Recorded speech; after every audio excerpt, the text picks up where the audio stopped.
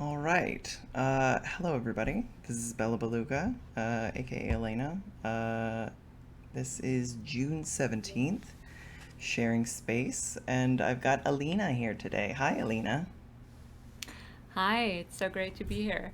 Yeah, really glad to have you. Yeah, this is one. I think you're one of the first people that I talked to about coming on here because I was like, yes, like I feel like we're definitely gonna have some good stuff to talk about and like seasonality because I'm trying to talk about stuff that, I don't talk about a lot, that I don't know a lot. Like this is ninth house year stuff. I want to learn.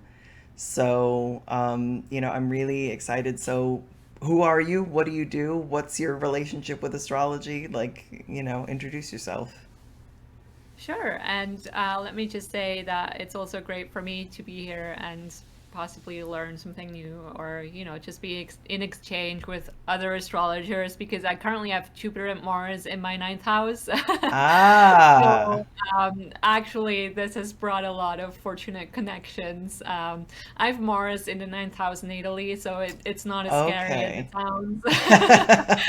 Um, but yeah, I'm Alina. I'm an astrologer based in Switzerland. I actually am Swiss, so English is not my first language. So if I ever say something weird, that's probably why. Sometimes my syntax gets scrambled when I try to That's translate something okay. English into German or the other way around. But No I think worries. I think we'll be fine. Yeah. um, yeah, I got into astrology. Um, Basically, my mom was always into astrology.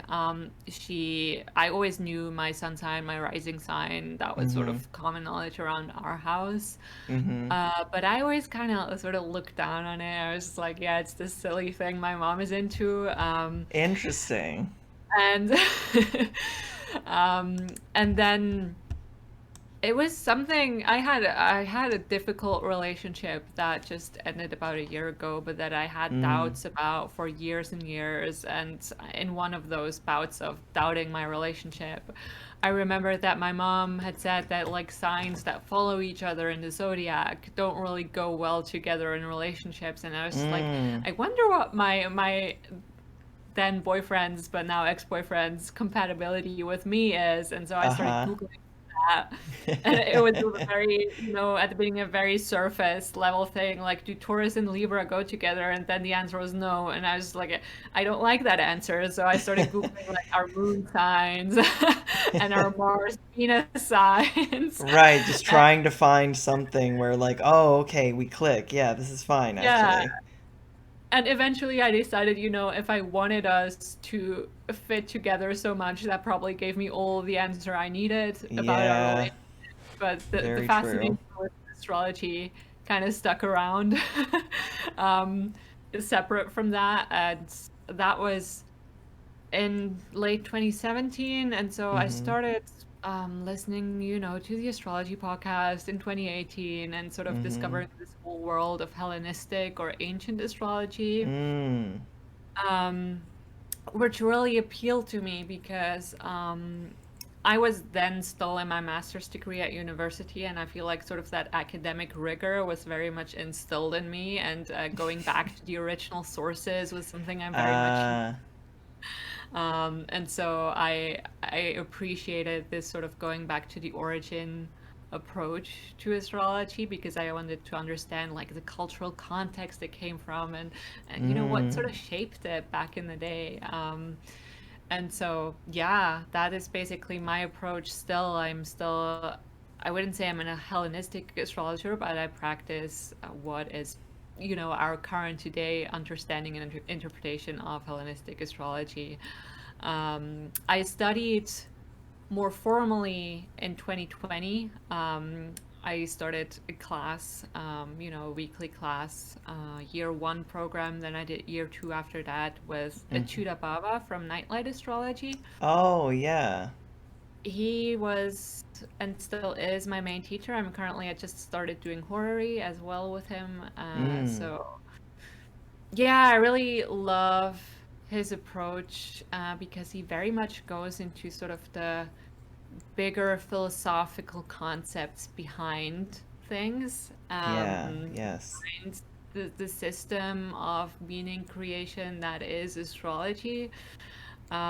And so, yeah, I really love his approach, and that is also something that informs me. And I think that's what we're going to get into today. I wanted to talk Mm-hmm. about, how the signs of the zodiac are related to the seasons. And I think the seasons are one of those bigger underlying concepts that inform astrology. And so I'm very much about that, going like understanding the mechanics behind the Mm-hmm. thing, so to speak, if that makes sense. Yeah, Uh, absolutely. yeah. So, yeah, I'm very much in the middle of starting up my practice. I haven't launched it as of yet, but I'm like working behind the scenes to get everything up and running. So if Yeah. anybody wants a reading, I'm definitely available. Just currently, I'm only on Twitter. That's my main sort of platform, and my handle is at Lived Astrology. So, yeah. Let's see. Uh, oh gosh, okay, I've got some activity in chat. So, hey Nigel, thank you for the raid. Thanks for coming in. Welcome in everybody. You got no volume. Okay. Fun times. Let's see what's happening with that then. So let me unmute some of these sources. Let me know how it's not me. Okay. Are you good? It's you? Okay. All right. We're all good, Alina. No worries. It was Good. user error, as we might say. But welcome in, Nigel. It's still really good to see you. Um, welcome in. What were you up to? Um, yeah, and let me, so for anybody who's over here on the Twitch side with me, let me go ahead. I've got exclamation point Alina set up for chat. So if you type that command, I've got it on the screen here as well in the overlay. If you want to get links to their Twitter or to your newsletter as well, I've got Yes. in there. So yeah, Perfect. Super Ghouls and Ghosts on SNES professional mode. Jeez, that's very intimidating. Like a lot of these like retro games that that I see a lot of people playing are just like I remember playing some of this stuff like on the NES and SNES, and it's just like I understand what people mean when they say like Nintendo hard for some of this stuff because games used to be just grueling. Um, Anywho, so let me see. Oh, I was gonna ask. So two questions. One, do you feel like sharing what your master's was in? What were you going to school for? Oh, sure. Yeah, I have a master's in English literature and linguistics, hence Okay, the English. right. In my bachelor's, I also minored in Scandinavian studies and actually studied abroad for half a year in Sweden. Oh wow. I was always super fascinated by Norse mythology, that Mm, kind of thing. I was in Sweden several times before that. Just I love the sort of northern European countries. I think it's beautiful up there. A interesting. little too dark in the winter for my taste, but Yes. Yeah. you know, yeah. That would be a hard limit for me. And then do you feel like sharing your big three? Yes, I'm a Taurus sun, a Libra moon, and a Leo rising. Oh, okay. All right. I am a Libra rising, Gemini sun, Aries moon. So, Oh, very cool. yeah. I love that Mars in, you said you've got Mars in the ninth natally? Yes, I have Mars and Yeah. Aries in the house. Yeah. Interesting. Yeah, I was gonna say Yeah. just because I was thinking about what you were saying with like kind of like initially sort of rejecting astrology, like that like Mars in the ninth as like the heretic skeptic kind of I don't know about this one. Like, yeah, Yeah. which I think is a great attitude though. Like it reminds me of like I know Sam Reynolds like still has a very kind of skeptical sort of attitude towards it. Like, you keep testing and checking it and it's like, not just a series of assumptions. So yeah. Yeah, I think it also has to do like I have a lot of planets in Earth Mm. count the traditional planets, and 6 if you count the outers as well. So Mm-hmm. I have a very earthy chart, and Earth to me tends to be like so practical and wants to understand the mechanics of things. Again, that goes into why I sort of like to look behind the system, so to speak. Right. I don't take things just on, somebody saying that is true and I just believe it. Like I want to see the Mm-hmm. proof in a way. Right. Yeah. Um, so that is just my sort of earthy side, I would say as well. Just wanting to actually see how things work. Yeah. Right. I mean, because I think that, if anything, that just makes things more like enticing and amazing to me, just like even starting to understand kind of I think this is where like sometimes that like with the ninth sometimes that, and I guess just in general with like beliefs and everything, it's like questioning and like probing and checking should be a sign of like love, not a sign of like disbelief or something. It's like, wow, like I'm so like fascinated by this that I really want to know more and I want to truly try to understand it as fully as I can, you know. Absolutely, I fully agree, and that is still my motivation. Like, I'm still very skeptical Mhm. about astrology to this day. Like, I won't just take somebody's word for something. I really want to understand it before I start using a technique. Like, and some techniques I will not use just because I feel like I don't understand enough why it works that way, or Mm. I'm still like, I the things that I feel like that make sense to me, I will use. The things that I'm just kind of like, yeah, it's cool, and I'm very open-minded too. Like if other people want to use whatever system, Mhm. house system, or techniques they want to use, like go Sure. ahead, very cool. But me, for myself, like I want to have understood it before I use it.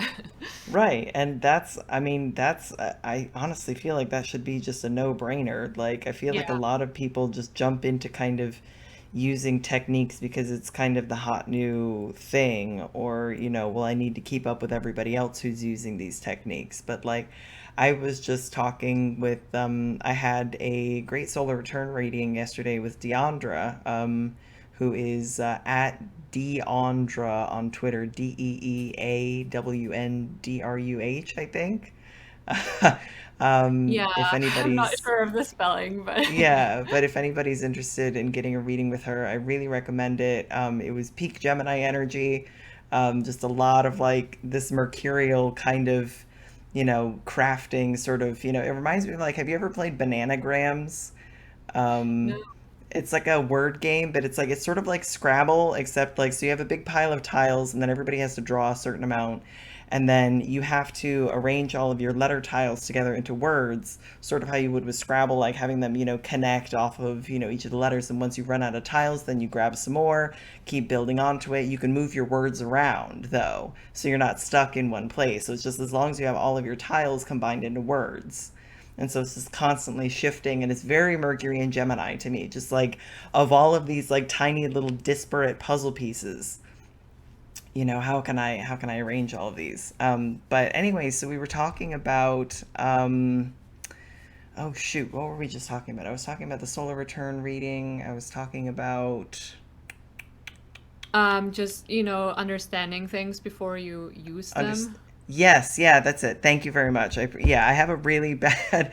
I appreciate like yeah, I have a really bad memory. Like my short-term kind of working memory is just like out the door sometimes. So yeah, understanding things before you use them. I don't offer solar return readings because it's not a technique that I myself personally like work with a lot. Like that's why I got a reading, because I was like I looked at my chart and I was like I kind of understand this, but um like that's not my specialty really. Like I'm more of a kind of here and now consulting astrologer, kind of helping you deal with like the near past and the near future to sort of like actively navigate things.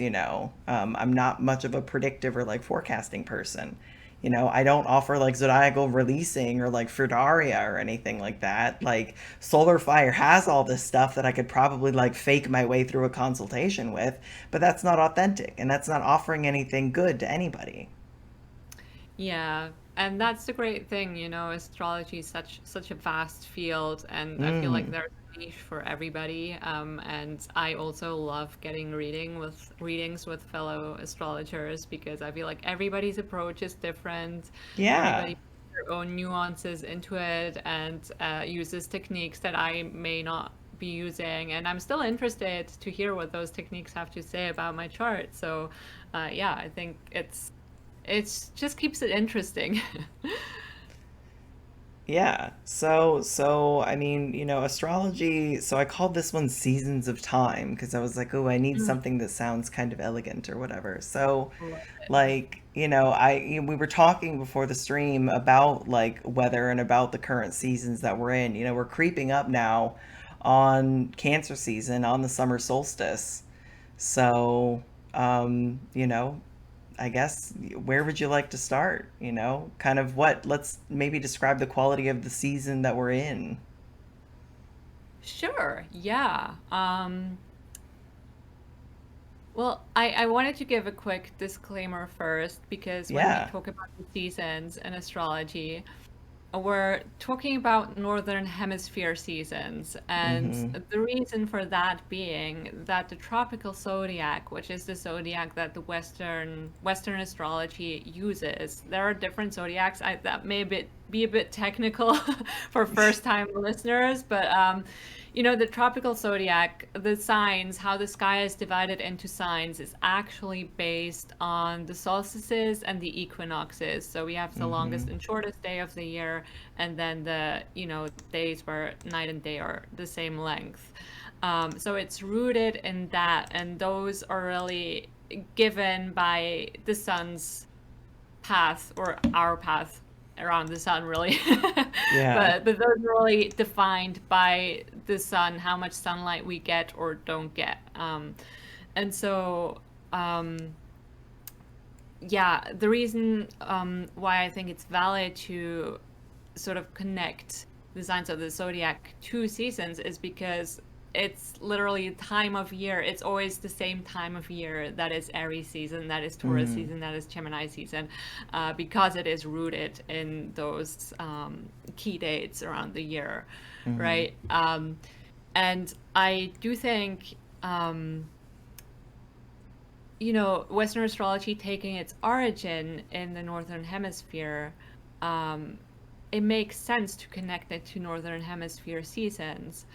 But the symbolic language that then was derived from the seasons, for me, is lifted away from anything sort of physical and is a symbolic language that stands on its own and that is universally, you can use it anywhere in the world and it Mm. works. And so just to the people who are concerned, like, oh, isn't this all flipped around in the Southern Hemisphere? I would say no, it isn't. It's just a symbolic language that we can connect to the seasons, but that actually stands on its own.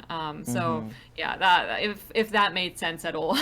Yeah, 100%. Sometimes get those comments and those concerns, like, is it less Mm-hmm. accurate in the Southern Hemisphere? And I personally wouldn't say so. That is my view of things, but I'm also like open to people experimenting with that. Mm-hmm. Again, it's just the kind of background I come from, and that has Yeah. worked for me. So, yeah, that was just my sort of quick disclaimer I mean, before I we think jump it's very in. useful and like, even, I would say almost especially for like beginners, it's like really good to be like, this is where this specific perspective is like, rooted in, this is where it came from, like, so that it's like this is one, this is a school of thought. This is where this was sourced from. I'm presenting this to you to use, to acquire, to, investigate, but you know where it came from and you know why you're doing what you're doing. Absolutely. This again is my academic background, but I think it's so important to like root whatever tradition we're studying in the culture, the environment, everything really, Mm-hmm. where it took its origin, and maybe that, you know, applying ancient astrology to modern day, there is, I don't know, there are certain things that we just don't have anymore in society. Like most of Mm-hmm. us won't have servants, but there is a house for servants in the chart, right? So Right. it's just a very different society that this, yeah, tradition took its origin in, and so we do kind of have to adapt it to our modern times, and Mm. yeah. But yeah, with the seasons, basically we have four seasons in the year. So we have spring, summer, fall, and winter. And spring starts with the spring equinox, so that's usually around 21st of March. And then summer, which we're approaching now, starts with the summer solstice, which is around the 21st of, hang on, June is the month we're in. Yeah. Um, Yes, and then we have fall starting around the fall equinox in September, and then we have winter starting with the winter solstice in December. And so these are really our cornerstones. And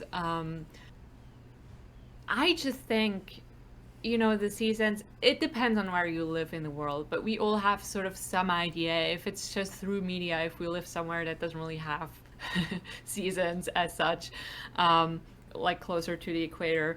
Um, Mm-hmm. we all have an idea of what they're about, and I think it's so great to root your astrology into bigger systems of knowledge that you already have and bring with you. So it's not just this learning by heart of like keywords for Aries or for Gemini, but you actually understand like and can relate it to something else. That's just Mm-hmm. so much easier to learn a whole system, I think. Um, and so, yeah, each season starts with a cardinal sign, and the cardinal signs are initiating signs. They initiate the season, right? They're Mm-hmm. really the ones who start a project. They're maybe not the ones to see it through, but they're the ones to get things started. Yeah. We both have cardinal moons, right? So I Yeah. guess we know a little bit about that. Yeah. Yeah, and so then in the middle of a season, you have a fixed sign, and the fixed signs are really the ones where the season is at sort of its most stable. Mm. And fixed signs are said to persist, to see things through, to really stick with something. Mm-hmm. And then we have at the end of the seasons, we have the mutable signs, and the mutable signs are the changeable signs. They're like going back and forth between things. It's not like all in on one thing, but just Mm-hmm. have various multiple interests. Sometimes the mutable signs refer to two. You see it with Gemini being the twins, so you have Mm. like two figures in that sign itself. You see it with Pisces has two fishes and sort of the Right. emblem of the symbol of the zodiac sign. Um, yeah, that's the mutable signs. And we are currently in Gemini season. And it's so funny because I we were talking before how hot it is in Switzerland currently. It's Mm-hmm. really like a high summer heat where I'm at Wow. currently. Um, but we also, like a week ago, it was raining and really cold, and you still had to wear a jacket, and that really kind of goes to show the sort of changeable nature of Mm. Gemini season. It's this back and forth between spring and summer. It's also that time where sometimes in the morning you have to still wear really warm clothes, and then in the afternoon you have to take everything off because it's so hot, and it's like Right. this real um yeah, it's neither nor. It's spring transitioning into summer, and that then gives you some of the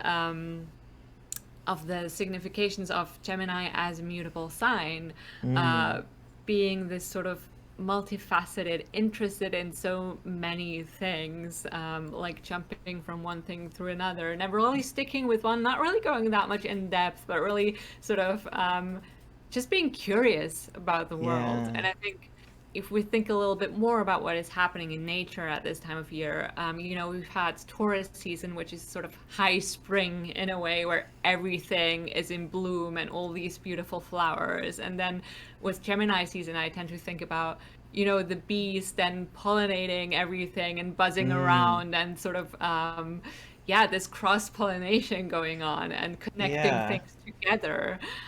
We've been Um, having a lot of like baby birds fledging, which I think is like a yes. thing, like them like being safe during Taurus season, growing and being fed and nurtured. And then, Gemini season comes along and it's like, all right, like it's time to leave, it's time to go, it's time to go do your Yeah. own thing and to take the wings Absolutely. Yeah, just going out there and exploring for the first time. And Mm, I think really Gemini has something very young about it. I mm, think Mercury, as the ruler of Gemini, also is the ruler of young children, actually.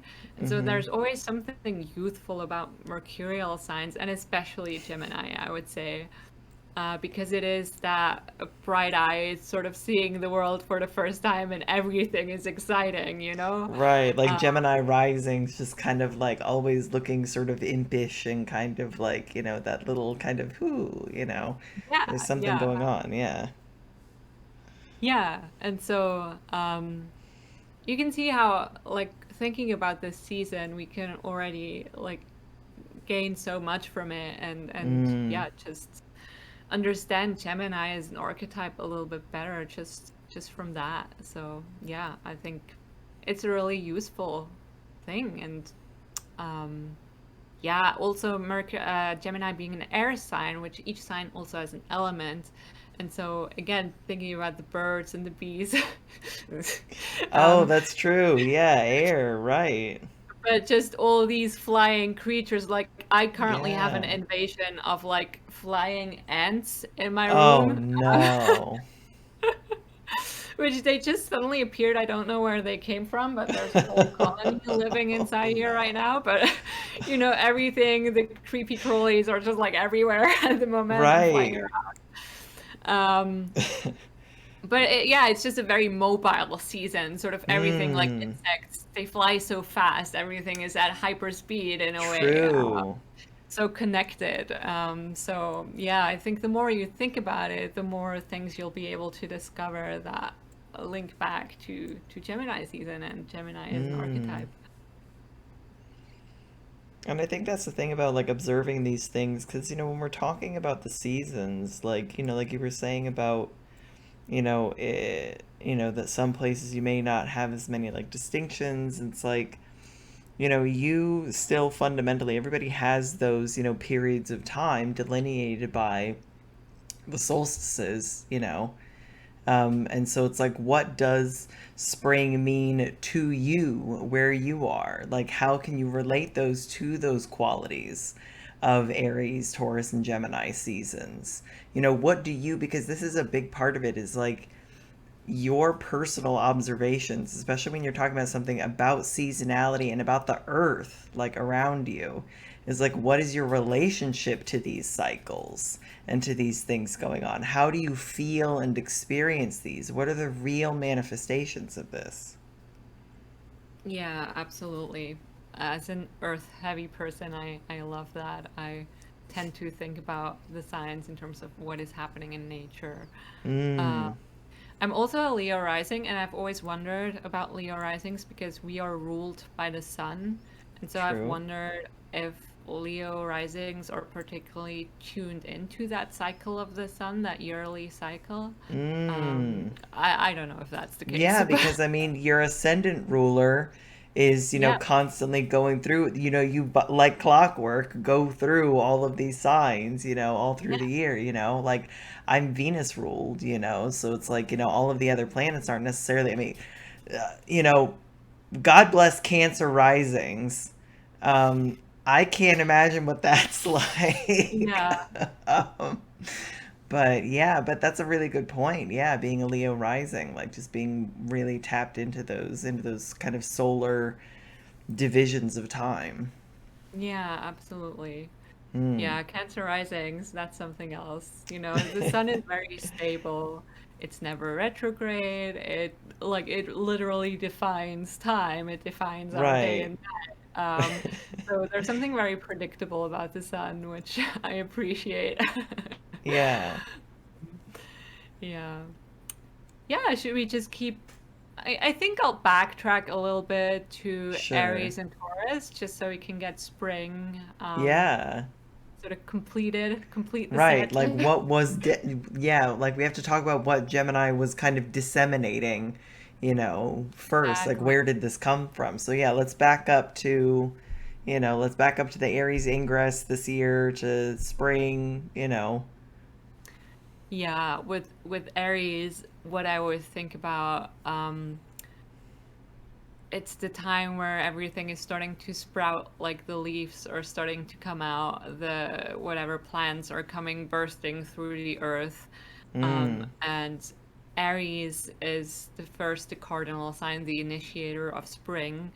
Um, and so in a way it's the start of life coming Mm. back after a sort of long um, decay and death and just laying barren of winter, right?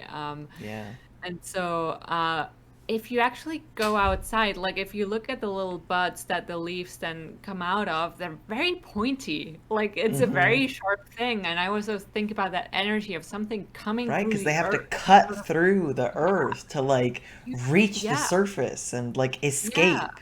Yeah. Yeah, sort of break through that crust of like wintry earth, and like Mm. it takes a certain energy, almost a violence, one could say. And I Yes. think But like people look at a seedling and you're like, oh, it's so small and so delicate yes, and so green, but it's like it had to push its way through just to make it out here. yeah, and I think that's something very beautiful about Aries. I find is there is this tenderness to it. Like think about that Mm. tenderness of a fresh green leaf or seedling or something. Yeah. Um, so it has that also something very youthful and childlike and tender, but Yeah. also it has that initial strong burst of energy that it takes to get through. Like I don't even know how the leaves get come out of the branches. I don't ask me. I'm not a Right. Yeah, biologist. we are not biologists here. These are our No. speculative nature experiences. Yeah, yeah. Yeah. No, but that leads us to the rulership of Mars, being the Mm. warrior archetype, in a way, that there is this sort of very strong push that it takes, but then there's also what I love about Aries people is they're so they're maybe quick to anger, but also quick to forgive. Like they're Mm. not the ones to carry a grudge. That is not Aries. Right. It's um, like Aries can playfully spar. Like, like exactly. they'll like beat you up and like wrestle you down and then they'll immediately get up and reach out their hand and be like, "All right, great one. Come on, brother." Like Yeah, absolutely. My ex-boyfriend was an Aries moon and I'm a Libra moon, so I'm the more ah, peace-loving of the two. And it took me so long to understand that his sort of teasing and like he actually liked getting into fights, not really fights about the relationship, but like fights yeah. about issues. And he would like intentionally disagree with me just so he could keep the sparring going. And to me, that was painful. It was like there's this harmony in Yeah. our relationship. Right. And for him, it was fun. And so, yeah, that's sort of, I think about, I recently or somewhat recently got two young kittens last fall, and when Mhm. I let them outside, they had to stay indoors for quite a while because they unfortunately were a little bit sickly when I got them. Oh. And so I let them outside for the first time, I think in February or something. Mhm. And just that sort of wide-eyed joy and just jumping around and going Yeah. completely crazy. Oh. Sort of that sort of young, playful, yeah, just Right, a little lamb, like Aries, the little baby sheep jumping around, just going wild. Yeah, just that joyful burst of energy that to me seems Mm, very Aries. Like it's a very sort of instinctual, coming from the gut, kind of energy that also, can also disperse quickly. Like mm-hmm. it's not necessarily the one with staying power, but yeah. Yeah, I think Aries are very playful. I think that's actually very underestimated and or underappreciated in Aries. Yeah. Right. Yeah, because people just, I don't know. I mean, I feel like it's just, kind of malefic slander, sort of like Mars ruled signs, Saturn ruled signs. It's always Aries are like really like mouthy or like bossy or, just really rude or, very like, I've seen like girl boss being like an Aries thing. Like, I'm like, none of this is like necessarily true. Like, first of all, like, the very broad paintbrush of sun sign, horoscopes, but like, there's so much more to Mars than, Yeah. and there's so much more to both Aries and Scorpio and to Capricorn and Aquarius, so Yeah, don't believe the absolutely. slander. Yeah, absolutely. But yeah, I think that image sort of the burst of energy it takes for Mm, plants to grow, but then also their tenderness for me really encapsulates that sort of Aries mm. energy. So yeah, I like that image. And That's also really beautiful. just the sort of vitality, how bright the green is in spring, it's so refreshing after the sort of long sort of monochrome color palette of winter. It's so Mm-hmm. yeah, I don't know. It really is sort of that reinfusion of life in a way. Yeah. Yeah, which Yeah. is so like important. Like, I've lived most of my life in Florida. I've spent a little bit of time, living other places, and um, I've I've told people this a lot that like finally actually living a whole year in a place with real seasons, or at least kind of conventional seasons or whatever. Like I remember that like winter in Germany just being so gray and like wet, like we were up north, like kind of near the coast, and it's just like it's wet and gray and miserable for like months and months and months and months, and your ankles are always wet, and it gets dark early, and everything sucks. Like I was Yeah. just so over it. And then spring comes, and Yes. then the flowers start coming out, and then there are flowers everywhere, and the grass is back and the sun is shining, and you're just like, oh my god, like life is back. Like I was like, I get it, I get why people are hyped about spring now. Florida is just permanently kind of like that, so I took it for granted. But when you are in that like wintry exile, and then everything starts, just becoming green and fresh and bright again, like that, it's incredible. Yeah, absolutely.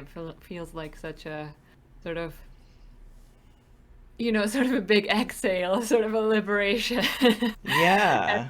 every time. And that's why I personally love living somewhere with seasons. Yeah, you do have that long dark of winter, but you also get that sort of re-emergence that feels so re-energizing and revitalizing. Mm. Yeah. Um, I feel I, like there's something there with like the sun's exaltation as well, like when we're talking about like vitality and life and stuff. Absolutely, yeah. The sun is related to the heart and circulation. It's literally what Mm. keeps us alive, right? It's very much connected to vitality and, um, yeah, for sure. I think it's also the sun's exaltation in Aries Mm-hmm. because it is the beginning of the light half of the year, and so the Mm. sun, if we think about it in natal charts, if we have the sun above the horizon, it's a day chart, and then if it's below the horizon, it's a night chart. And so the sun is sort of the ruler of day and of the light. Right. Um, and so it really exalts here because it's the start of the light half. And yeah, yeah, I don't know.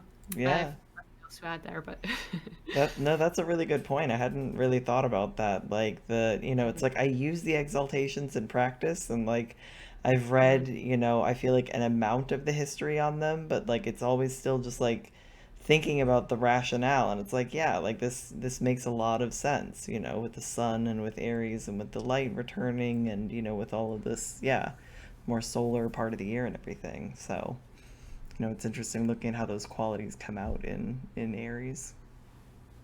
Yeah, absolutely.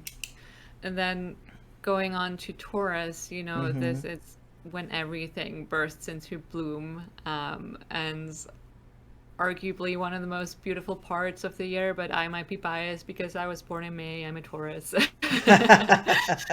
um, I mean, I yeah, have no, but Venus in Taurus, so I'll back you up. thank you. I also have Venus in Taurus. Oh, beautiful.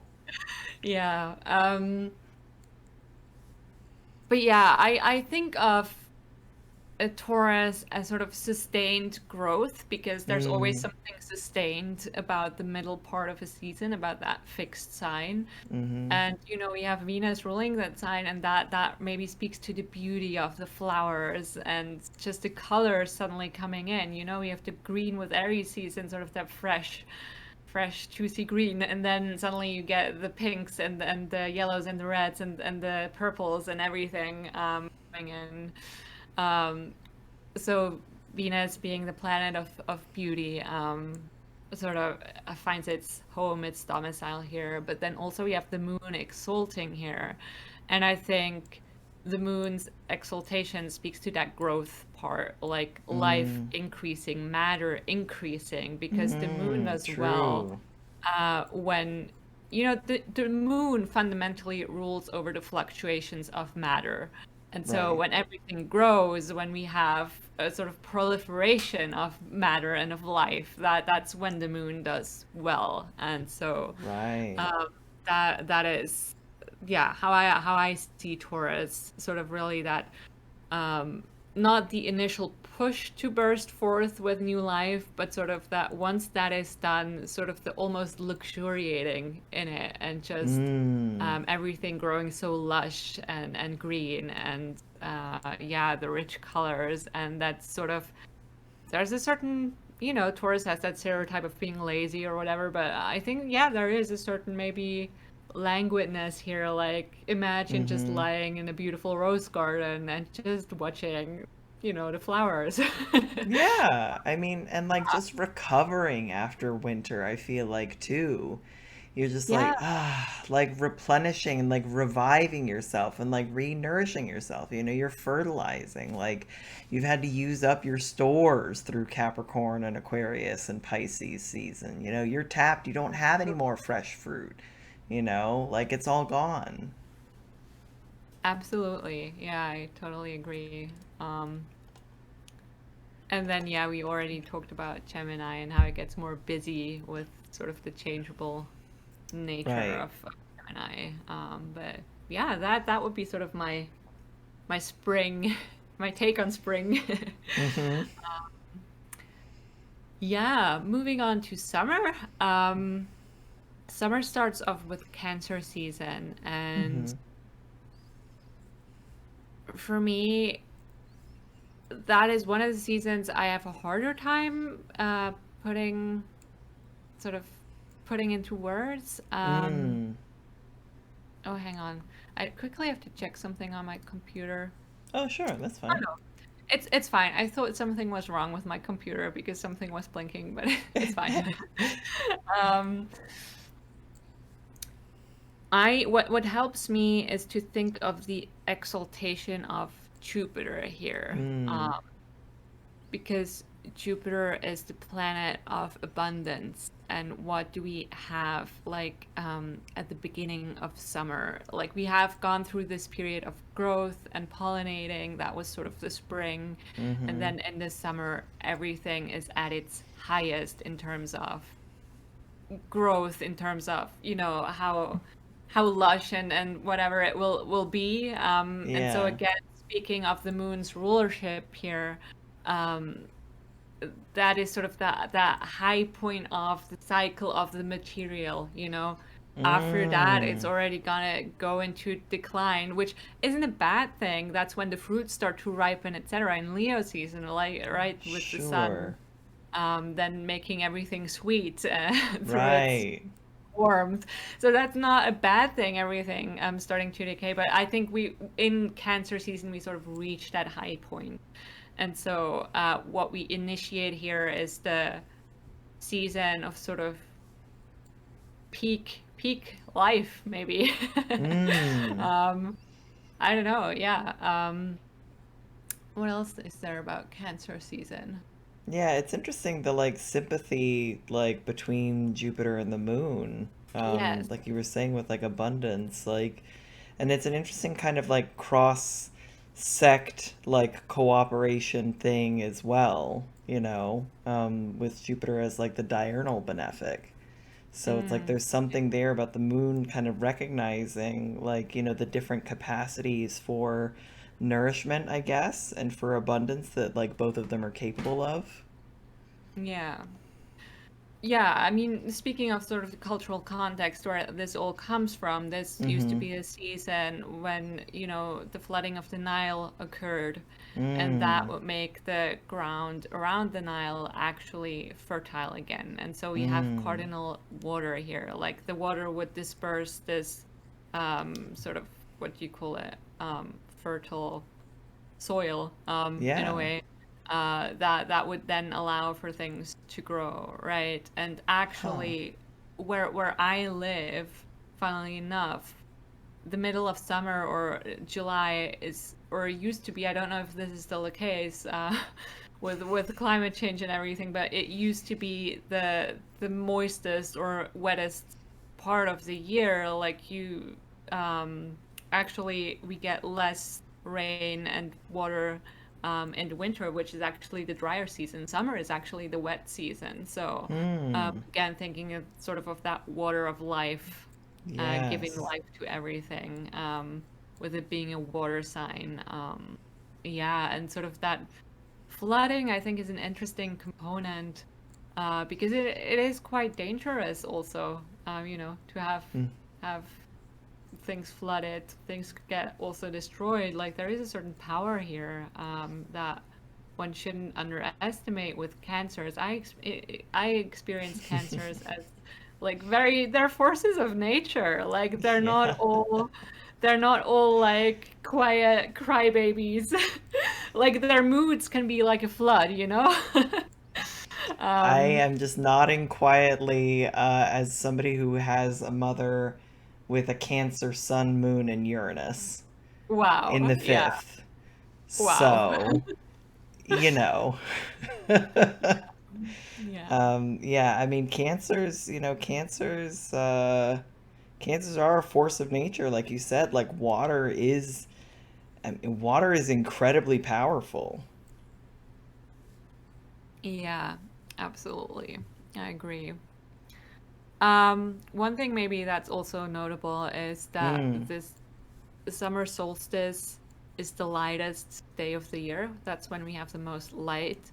Funnily enough, it's not ruled by the sun, but by the moon. But both mm, the luminaries are about, light as opposed to Saturn, which is very much about darkness. So we have these two sure. first signs of summer ruled by the two lights in the sky. Um, Ah, that's such a good point. yeah. So, oh yeah, something I meant to mention about Gemini is like Mm, it's the season leading up to the lightest day of the year. So Gemini season gets the same amount of light as Cancer season gets. Just in Gemini seasons, days are still getting longer, whereas in Cancer season they're decreasing. But they get the same amount of light. And Mercury is funny. Mercury will always rule those signs where you're coming up to the turning point. And I think mm, that says something about ooh, sort of the dual nature of Mercury, because Mercury is sort of the trickster archetype, right? mm, And I like that about the mercurial signs being at those leading up to the turning point. Um, yeah. so, yeah, with when we're reaching the lightest day of the year, in a way, it's a celebration but Mm. also from here on out, it's gonna go down. Like you've reached the highest point, like on the Mm. wheel of the year, right? Maybe You that's can't go part of up the like anymore. sentimentality of Cancer is recognizing that we've hit the peak, that we have there's still more to enjoy, but you have to know that while you're enjoying this that things are going to start to decrease. Yeah, absolutely. And I think I made a thread on Twitter about this a couple of days ago where I was talking Mm. about how, there can be a certain anxiety associated with Gemini too. And I think that that's that sort of awareness that we're coming to the lightest point, and yeah, from here on out, it's gonna go down again. So there is a sort of, it's not really melancholy. I think that would be more Mm. in the fall, but it's more sort of like yeah, the anxiety, I think, is a Mm. good word because of the busyness of the mind that we have going on with Gemini. That's like, also when everything, I don't know how you experience this, but when it's so Mm-hmm. light outside, everything is sort of overexposed. You see everything, and it can be kind of an overload, right? True, yeah, because um, it's just yeah. everything is illuminated and just all of Yes. the colors are so bright and it's getting so hot. Like you're like, oh, the sun was nice, but it's kind of a little hot now. Like it was nice after spring, like and after winter and everything, but now it's getting to be a little bit much, and then you get into the dog days of summer. Yeah, exactly. And like when I was living up further north in Sweden, like it would be light outside until 11 and then it would be light again at 4. And so I Mm-hmm. literally just slept for 4 or 5 hours every night because I couldn't get any more sleep. Like my Oh, body was wow. adjusting to how much light there was. And so you're Yeah. awake a lot of the time.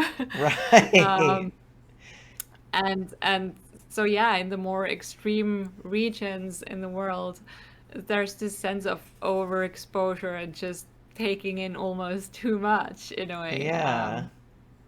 It's So like that's why you yeah, grow like those like huge vegetables at like higher like latitudes. Like here, I think it's in like Alaska. They grow a ton of the like giant prize-winning pumpkins and stuff because there's so much sunlight all the time during the day. Like literally they're just getting blasted with all this light. And so growing these things to almost excess, which is maybe a lunar thing as well, just like really like enhancing growth. oh yeah, for sure, yeah. I was more like the sort of overexposure for me relates more to Gemini season, but it's true. It's true for Yeah. Cancer in a way too, Mm, I suppose, because like I said, they get the same amount of light, and if anybody is a right. nerd here, this is actually what Antisha is. It's a really niche term, but Antisha refers to the signs that get the same amount of light during the year. It's just one is on the upward half and one is on the downward half, so to speak. Oh. I never knew what So the definition of that was actually, like how that was really, and so it's the signs that get the same amount of light. yeah, so like Gemini and Ah. Cancer form an Antisha because they're Mm. right around the summer solstice, and then Taurus and Leo form an Antisha, and then Aries Mm-hmm. and Virgo form an Antisha. Mm. So yeah, that's the definition of that. But Yeah. that's a niche thing. Yeah. Let me see. We've got a chat over here. Emily Ariel says, I was thinking for a moment that Mercury's rulership of those two turning points, so Gemini and Virgo, would also speak to how frequently they retrograde, but Jupiter rules the other two mutable signs and doesn't have the same properties at all. Yeah, I think, Because I'm trying my to think about take the on, qualities of like Sag and Pisces season then as they kind of equate here. yeah, we'll get to those, but my answer here would be that, Mm. like I said, Gemini and Virgo come at points in the year where we're reaching the longest day of the year. Mm-hmm. So we're turning into darkness. And then Yeah. Virgo especially comes right before the full equinox. And so that's when or the season right before that the dark half of the year starts. Mm-hmm. And so there's um, almost an element here of taking apart or of Mm. because Mercury has a very analytical quality, right? Right. And and so here we're analyzing more than we are hoping, which is what we do in the opposite Mm. signs, Pisces and Mm. Sagittarius. And hope needs a certain coherence, right? Mm. Hope Yeah. needs that sort of big picture thinking because you can't deal with the reality of the moment in those moments because you're in the darkest or hardest parts of the year, but it's Yeah. more sort of looking forwards to and whereas Mercury, we're in the lightest part of the year, we're analyzing everything so we can Yeah. prepare ourselves for the darkness. We Mm. need to see everything in the mercurial signs so as to know what we're working with, right? Whereas in the darkness, we're sort of more in that internal space, hoping, looking forwards to, and we need more of that big picture coherence. And so I Mm-hmm. would say that sort of analytical quality of Mercury, yeah, you have to go over things and go over them again, sort of going Yeah. back, retrograding, going forwards again, because it's important to know how much grains you have in your store, so to speak, Yes. to head Yeah. into winter. You want to be prepared. That's a good thing that Mercury goes back and forth and does all of that busy Mm-hmm. work. Whereas Jupiter, moving at its much slower pace, comes at points in the year where we have to like we have what we have in our Mm. stores. We can't do Mm. anything about it anymore. Yeah. And so we have to deal with the circumstances and maybe also escape those circumstances a little bit through sort of either Yeah. mental imagining or sort of emotional longing. Um, but yeah, that would be sort of my take on that.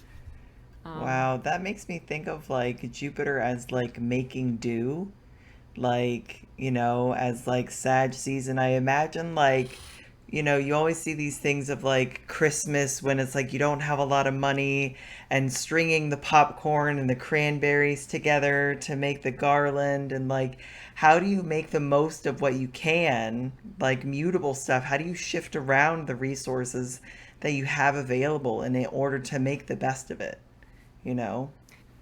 yeah, yeah, absolutely.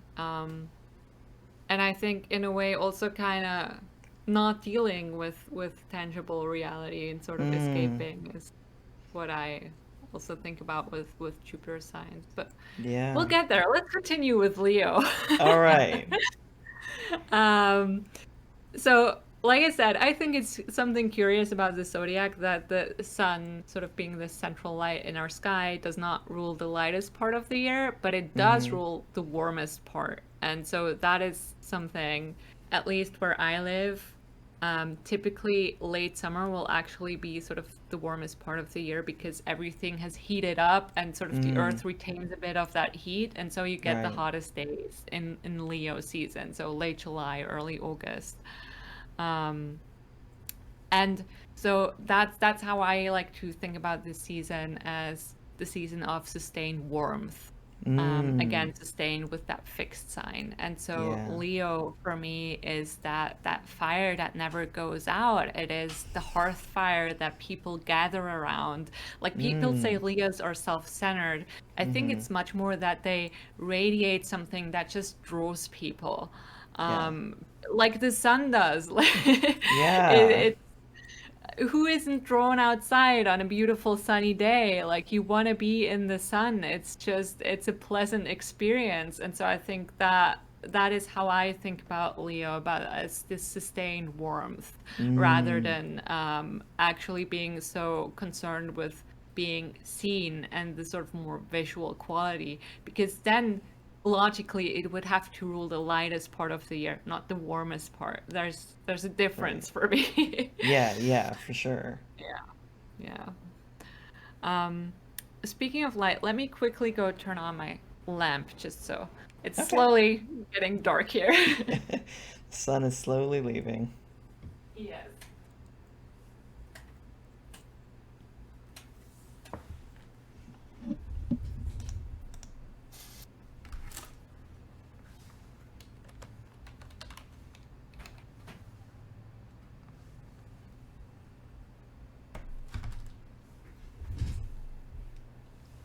My lamp wouldn't turn on for some reason, but now it's working.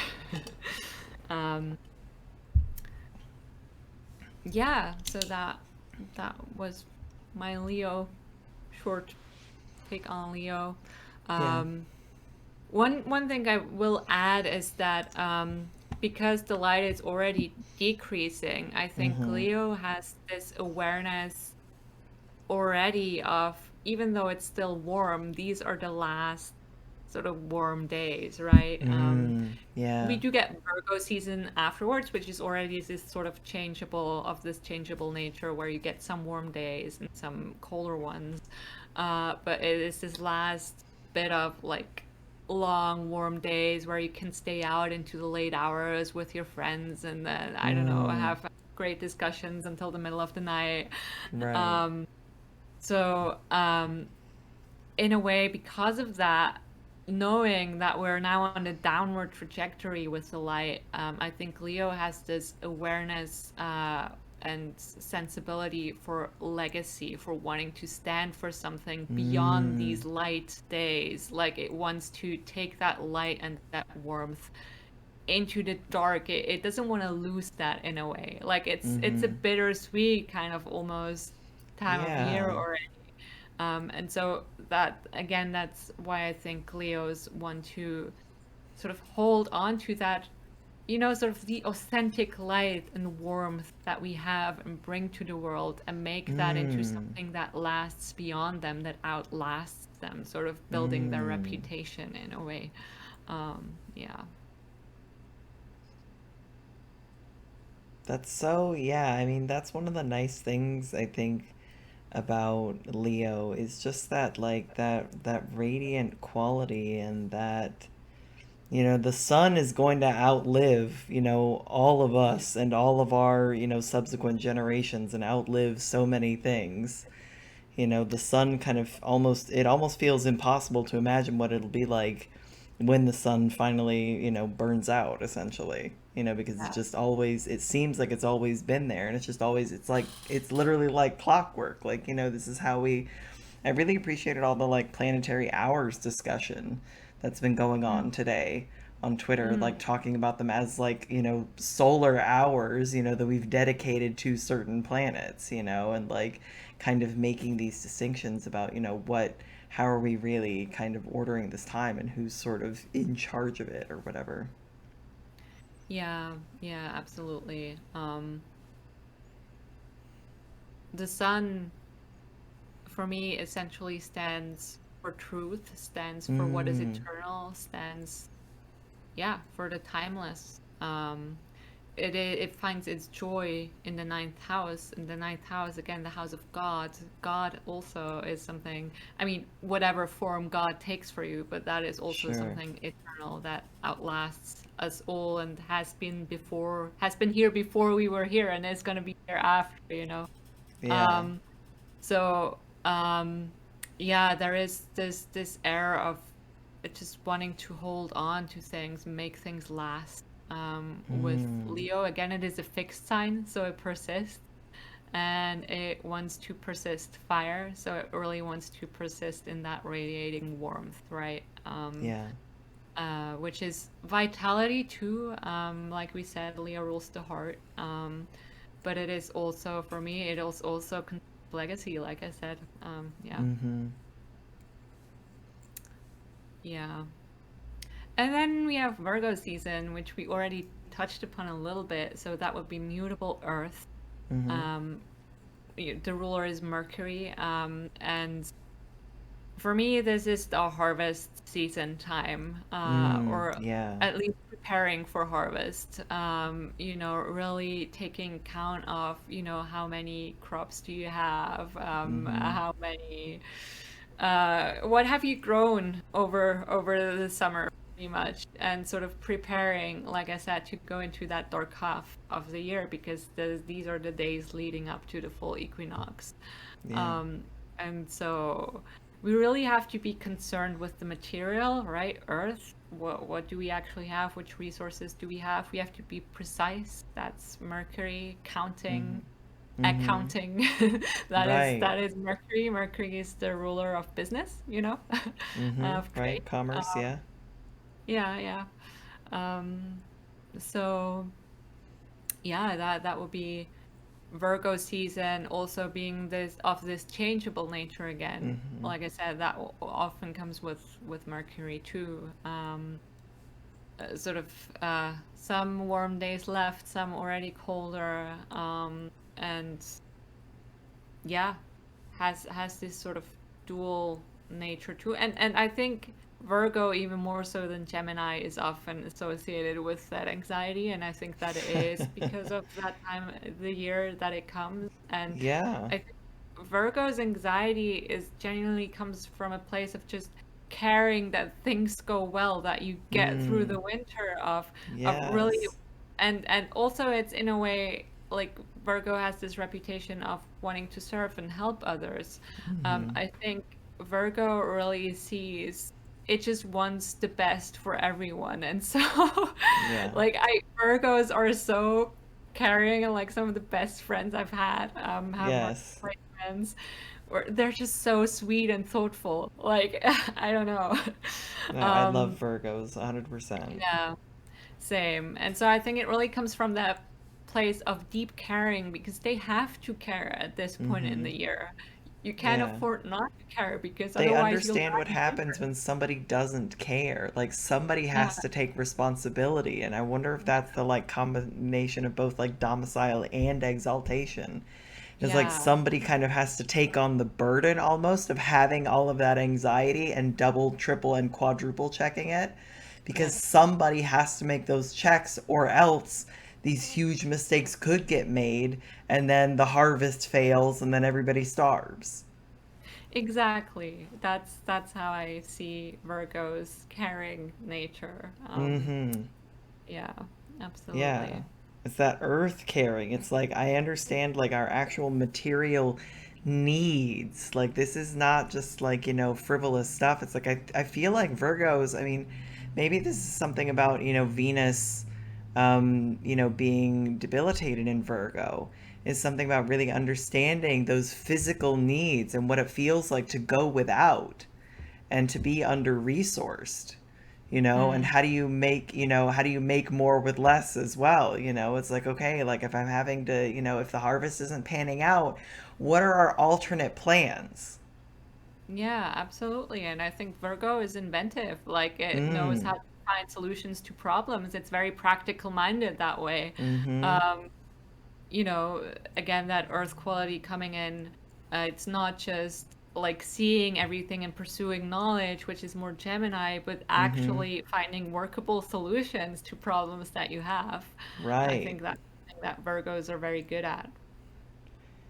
Yeah, yeah, and I'm thinking so much now about what you were talking about with the antitial relationships and thinking about the changeability of both Aries and Virgo seasons and that kind of Mm, unpredictability, that we were mm. talking about with like early spring also being kind of like the weather's a little weird and then like the beginning of fall the weather's also a little strange, but in opposite directions.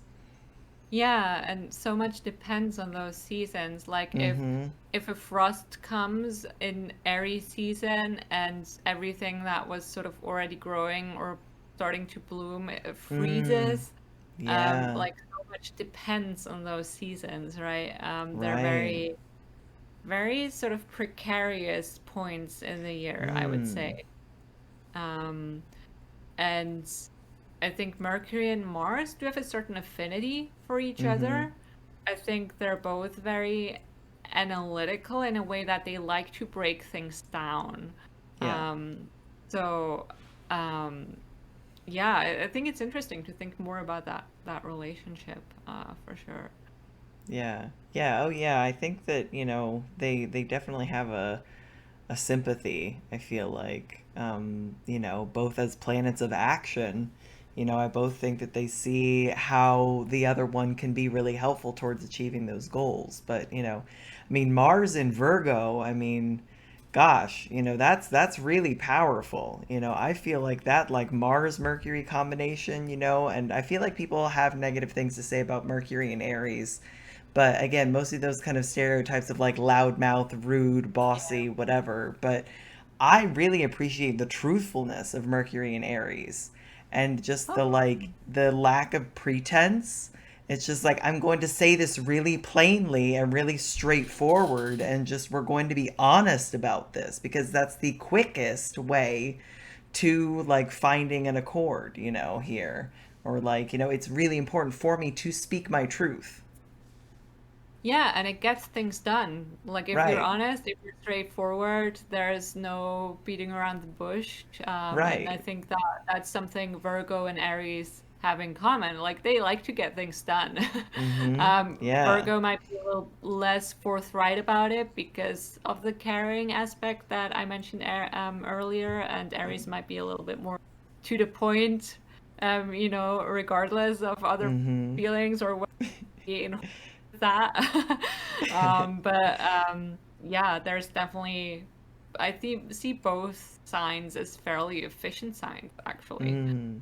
Yeah. Yeah. Well, that's the other thing about like Venus and Aries as well. It's like very, simple, like very efficient. Like, you're not going to have all of the kind of trappings and extra stuff piled on that you might Mm. have, in like either Pisces or Taurus, let's say maybe, or Leo.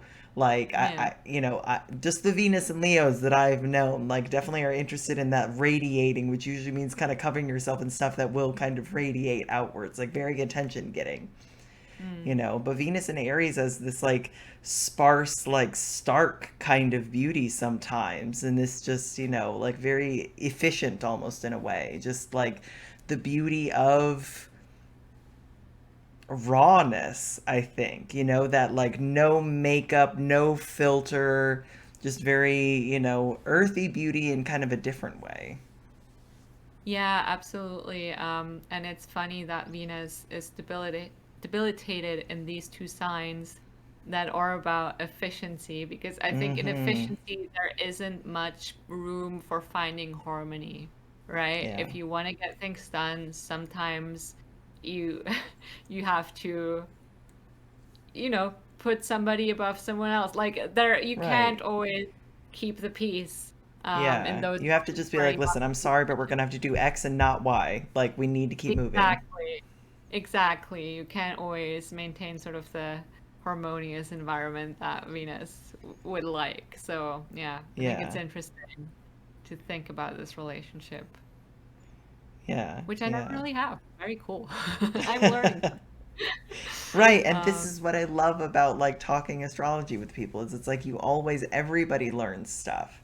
yeah. Every reading that I've ever had, like, I always learn something, and I always learn from clients too. Like, I just want to let people out there who aren't astrologers know that like your astrologer is really excited to sit down with you too because you have this unique story, this unique chart, and we can learn more together. I learn something every single time that I sit with somebody new and talk about astrology because from their lived perspective of these things, they have a new perspective that I don't know. And astrology is so complex, and just getting all of these different takes and examples of of the way that things can play out is really valuable for like filling in all of the shades of the picture.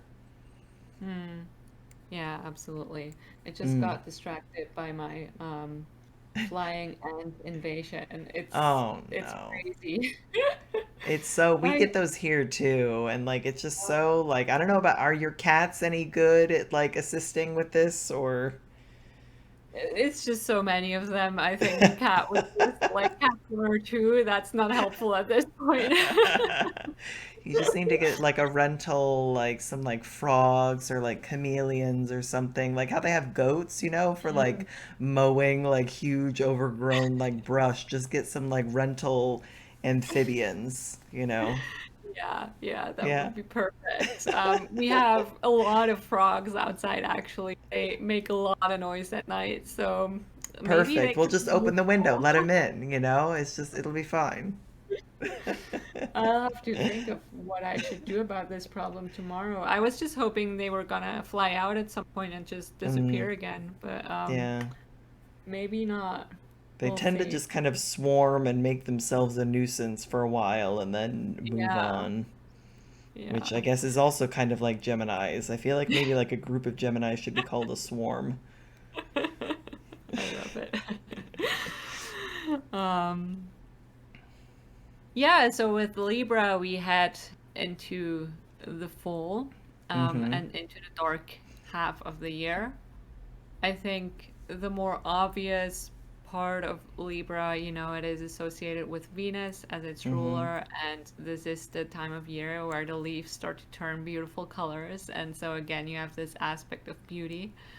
But there is a certain melancholy, starkness to it almost Mm. that Taurus doesn't have with its Yeah. lushness and its sort of anticipation towards the warm season of the year and the light season of the year, whereas Libra, um, and I think that's where the exaltation of Saturn comes in, Mm-hmm. um, or Saturn as opposed to the luminaries, is the planet of darkness. It's the dimmest planet in the solar Mm-hmm. system. And so Saturn stands at this turning point of going into the darkest half of the year.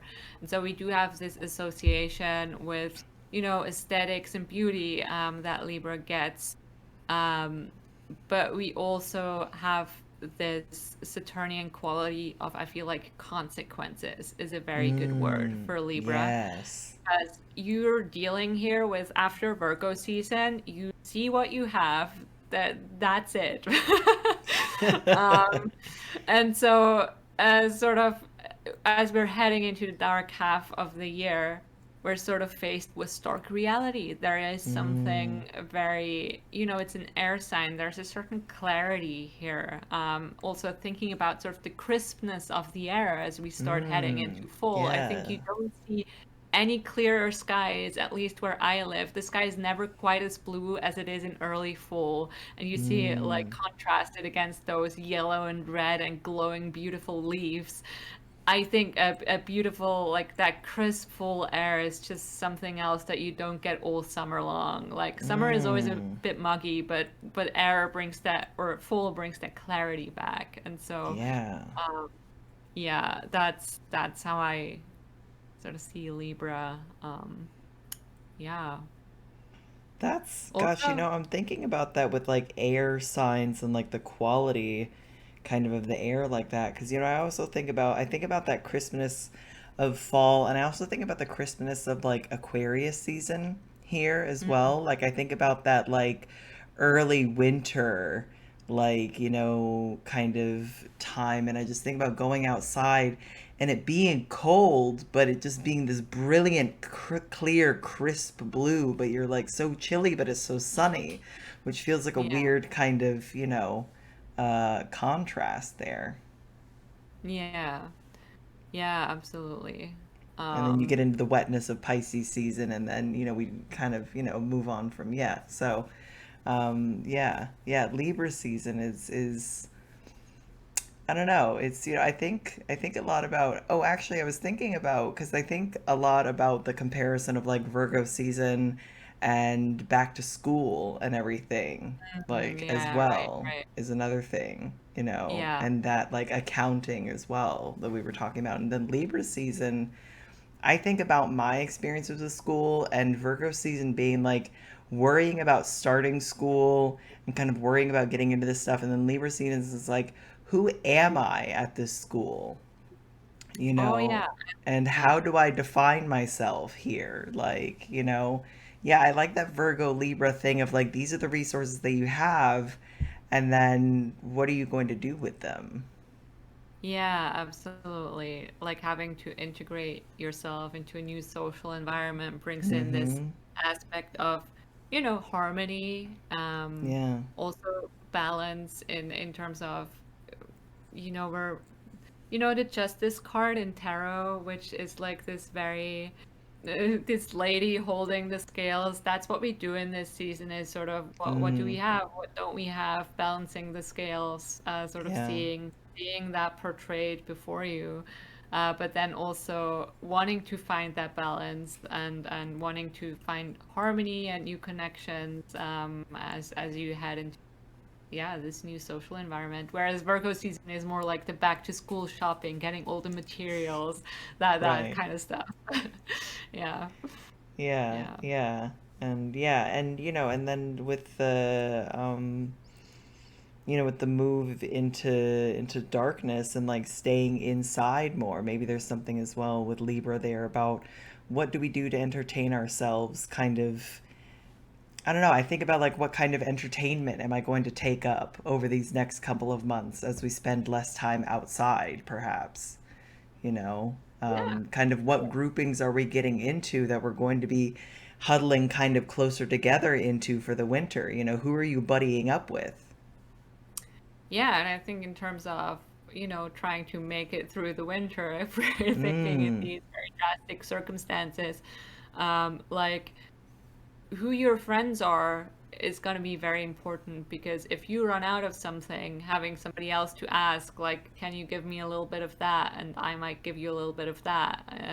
Having somebody to trade with, so to speak, is going to be very important. I think relationships are sort of our capital in the winter, in the dark half of the season, mm, actually. So I think it's interesting that Libra stands at the very beginning of this dark half, that as the sort of natural outside environment resources diminish, the people are going to be our main and most important resource, right? mm. Yeah, So true. yeah. Yeah. And then we get into Scorpio season, which is, to me, as we had sustained growth in the spring, we have sustained decay Mm, in Scorpio season. All right. This is again a sign ruled by Mars, and as mm-hmm, I said earlier, Mars likes to take things apart, whereas Venus likes to bring things together. Mars is the opposite principle, and I think we see it beautifully here in Scorpio seasons because that is when the leaves start to fall and when the actual material of the leaves of the trees of nature is being broken down into its components again, so it can be mm-hmm. reabsorbed into the earth and then be nutrients for new life in the next year. But sort of that breaking down quality, that is what Mars does, and I think that's where sort of this sleuthing almost stereotype for Scorpios comes from, like the detective wanting to find out stuff. It's that sort of really breaking down, getting into the components, the nitty gritty of things, right? Right. Yeah. And also, like everything going back into the darkness of the earth maybe explains that sort of secrecy stereotype that Scorpios often Mm. get, right? Right. The But mysteries of compost. yeah. I love that. Um, but yeah, that's sort of how I see Scorpio. It's really it it is the time of, like, we have the moon's full here instead of Mm, its exaltation. Everything mm, lunar, which is to me matter, is falling apart and decaying here, right? yeah. So yeah. Yeah. Yeah, I mean, but it's a really important part of the cycle of life. I mean, you Absolutely. can't continue to have unfettered growth. No. Yeah. Um, that's in astrology, every principle always has its opposite. Mm-hmm. To like, there's to every principle there is an opposing principle. In a way, there's always a balance there, right? Yeah. And because it's cyclical, they all have their time in a way. So, Mm-hmm. and this is Mars's time and Scorpio's time, and that's not bad in any, like, that's why I hate the negative stereotypes about Scorpio. I think Scorpios are very good also working very closely with life and death, especially sort Mm, of in those yes. life and death situations. Scorpios can make great decisions in like chaotic life and death environments. Like that Mm-hmm. is a real Scorpio talent, and that is so important to living. Like life isn't always gonna be all flowers and rose gardens as like to have it. Right. Yeah. Like you need decision making, and you need to be able to know when to, I mean, this is probably suitable maybe for more like Virgo season or earlier in the year, but I think about like pruning and like thinning Mm, out plants. mm, Like some stuff does have to die in order for the rest of it to live and to thrive. yeah. We could even give that to Gemini. Yeah, yeah. Actually, if you think Trimming about the off the pattern. limbs and stuff. Yeah. Yeah. Um, yeah, yeah, so that would be the sort of fixed season of full, where this process of decay in Libra, it's Mm, only getting started. There's a certain gravity to Libra also because we are heading into the dark half, and so I think that mm-hmm. explains Saturn's exaltation as well. Oh yeah. Just that sense of seriousness. But there is also still a lightness to Libra, with Venus being the ruler and everything looking so beautiful that for a Mm-hmm. moment you forget that things Yeah.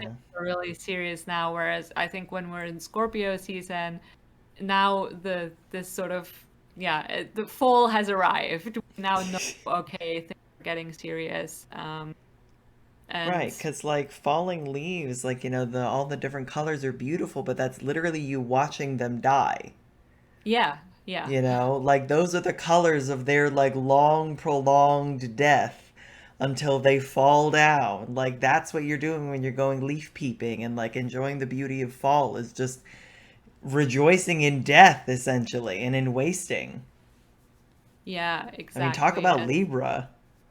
I, as somebody who has a natal, very tight Venus Saturn aspect, I just have to say, Mm, like, finding beauty in death or in the sad, or that's a very Saturn Libra theme, and we have this one sign that brings those two planets together, or has mm, them both enjoying good dignity there. So I think the beauty in death is actually a very Libra thing. mm-hmm. Yeah, yeah. Yeah. Um, yeah, Libra has this stereotype of like being all pink and girly and I don't know what, but yeah, have people really thought about this? Right. Yeah. Like it's a very I don't know. I think that there's something and I keep thinking about what you were saying about like relationships being kind of the more of the like resource of the like second half, this darker part of the year. And that kind of aspect of Libra is just really interesting to think about. Like, how do we, because I think that there's something about the um, almost remove in a way I want to say of like Saturn in Libra kind of acknowledging social networks as like functional things that don't always necessarily need to have some kind of an emotional investment or like Mm, business relationships, yeah.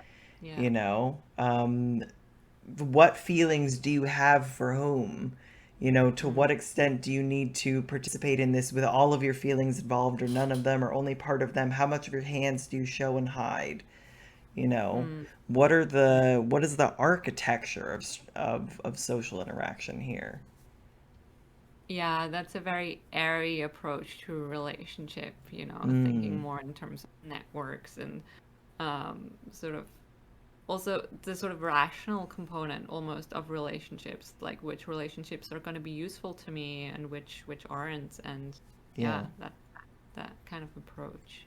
Yeah, Yeah. versus like, so we've talked about Scorpio, so like Sag season, we're talking about like getting together with people. Maybe Yeah. this is when we, that sextile relationship is like the people that I picked kind of during Libra season, we made it through Scorpio, we're celebrating in Sag. Yeah. Yeah, I think Sag season is super interesting because here we get to the first domicile of Jupiter, and Jupiter being actually, the greater benefic associated with hope, faith, expansion, affirmation, that sort of thing. A Mm-hmm. very life-affirming planet, but here we are in a season that is actually at the very darkest point of the year. Mm-hmm. So it's leading up to the winter solstice. But I think I always think about the Christian holiday of Christmas, and then we have Advent before that. And Yeah. Advent is very much about anticipating the coming of Christ, and this sense of anticipation, even if you don't subscribe to, Christianity, I think there is a sense of anticipating the darkest part of the year or darkest day of the year so we can get to the turning point when things are going to Mm. turn to the light again. And I think um, yeah, that's where I would take sort of the signification of Sagittarius from about being really about being finding something to hold on to in the darkest of times, and that Mm. in this time of year has to maybe be something very abstract. Sagittarius speaks to sort of bigger concepts, beliefs. Mm-hmm. What do you believe in? What are your values? And that really being up for discussion here, is because you need something to hold on to, Yeah. at this time of year. Um, yeah, that's kind of how I see Sag. And it's also like gearing up for a party. I know Sag has a fun reputation, Mm-hmm. but you are kind of gearing up for this celebration, and that is where maybe the social component comes in because, winter solstice was celebrated long before we had the Christian Christmas. Like Christmas was actually taken on over a much older holiday, right? So Mm-hmm. you're gearing up for that party and sharing your resources, so you can actually celebrate this darkest day of the year, which is the return of the light, ultimately, and sort of looking towards that return of the Yeah. light. Gives us that almost religious component, right, of Sagittarius. Like, um, so much of religion is about anticipating some sort of coming, whether it be the second coming of Christ or the first coming of Christ, or Yeah. whatever. Um, even like in older mythology, Germanic cultures, there's always a story about the end of the world and how that's gonna start, and you always anticipate some sort of coming, right? That's Mm. very very interesting about religion. And yeah, so that's how I see Sagittarius. It's the sign before the end and the new beginning. The sign before the end. Yeah. Yeah. But something, apocalypse actually means revelation. It's a Mm. Greek word. And so there's something being revealed here, right? So we're Yeah. sort of looking for that, whatever we might be looking for, whatever we're pursuing mentally, but we're looking for something. Yeah. Because like I think about it as like it's a fire sign. Like Mm. when it's so cold, like how do you talk about a like fire sign like, in this cold season as you're approaching kind of the close of the year, is it that like internal fire of belief, I guess. It's like this is the little light that I have to hang on to. Like these little candles that we're lighting, this light growing every week, as we light more and more, it's keeping that fire, I guess, alive, maybe is the one that we're talking about. Yeah, absolutely. That is how I would think about it as well. Like if when I was living up in Sweden, Mm-hmm. they had candles everywhere. Like living in such Mm. a dark winter, you have to sort of cultivate the light consciously. Yeah. And so I think that that's what we're talking about here with Sag season. And the other thing is like fire to me is a very instinctual energy. Mm-hmm. It's less about mental constructs actually. It's also less about emotional, that would be water, less about physical resources, that would be earth, but it's about will Mm-hmm. ultimately, and Yeah. about instinct. And I think you have to have a certain amount of willpower here to hope in the face of darkness, right? That Yeah. that needs a certain single-mindedness almost. Yeah. um, and a certain courage too. I think fire has a lot to do with courage as well. Yeah. So yeah.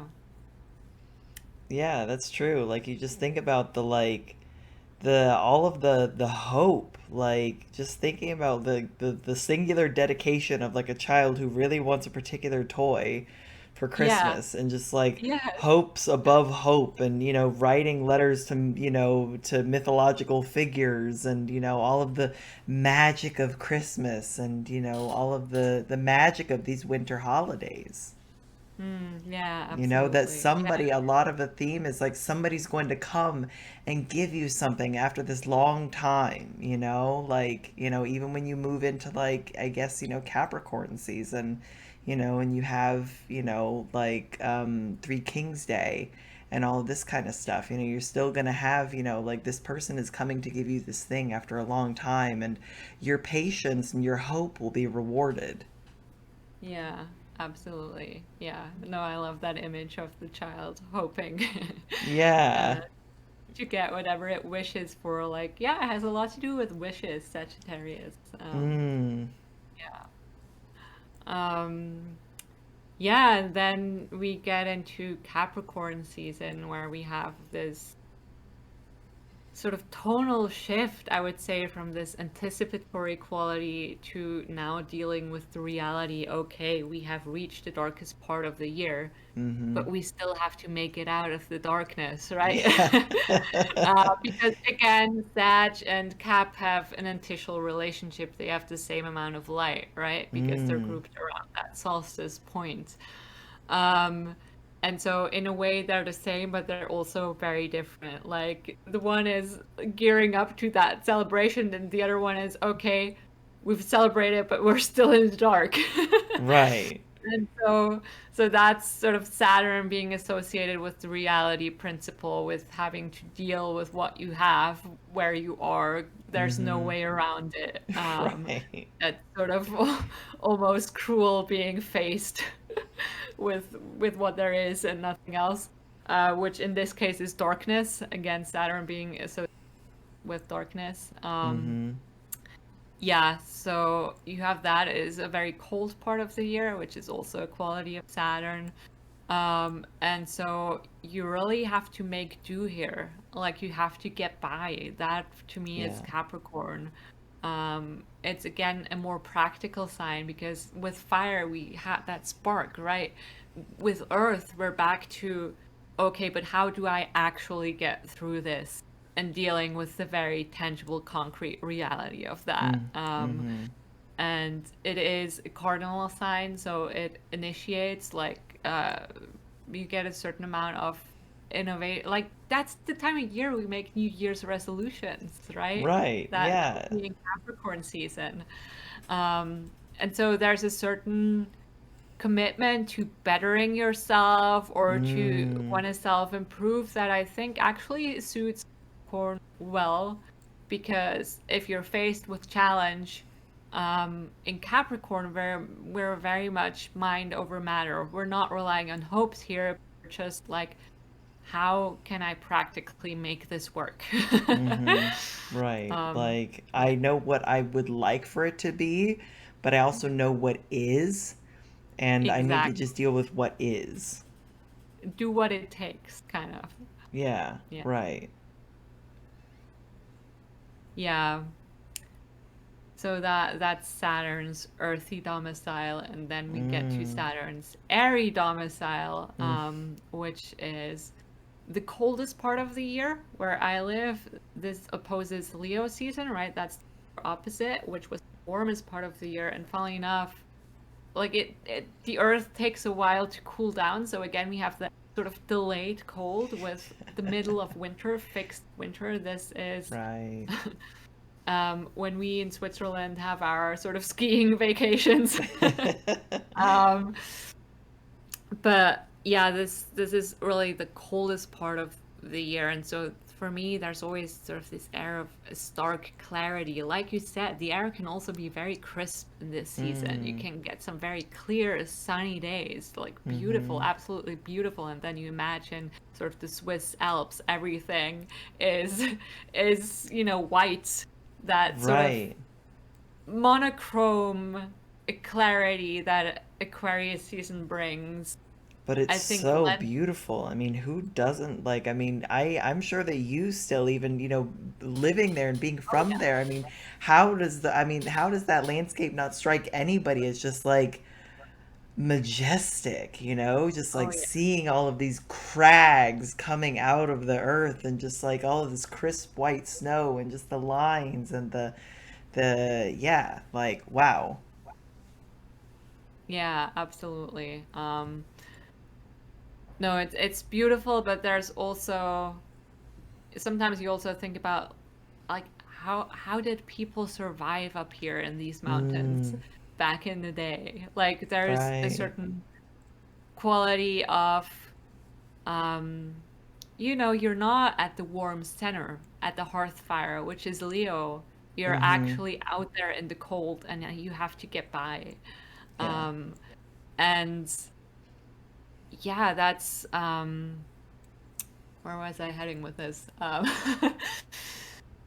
Yeah, for me, that is where I was going with this sort of monochrome, the clear air is where Mm-hmm. this sort of Mm, yeah. idea of fixed air comes in, where you have also, if you think about it, there's no leaves on the trees at this point in the year. Mm-hmm. You can see very far. The site is very far ranging at this point in the True. year.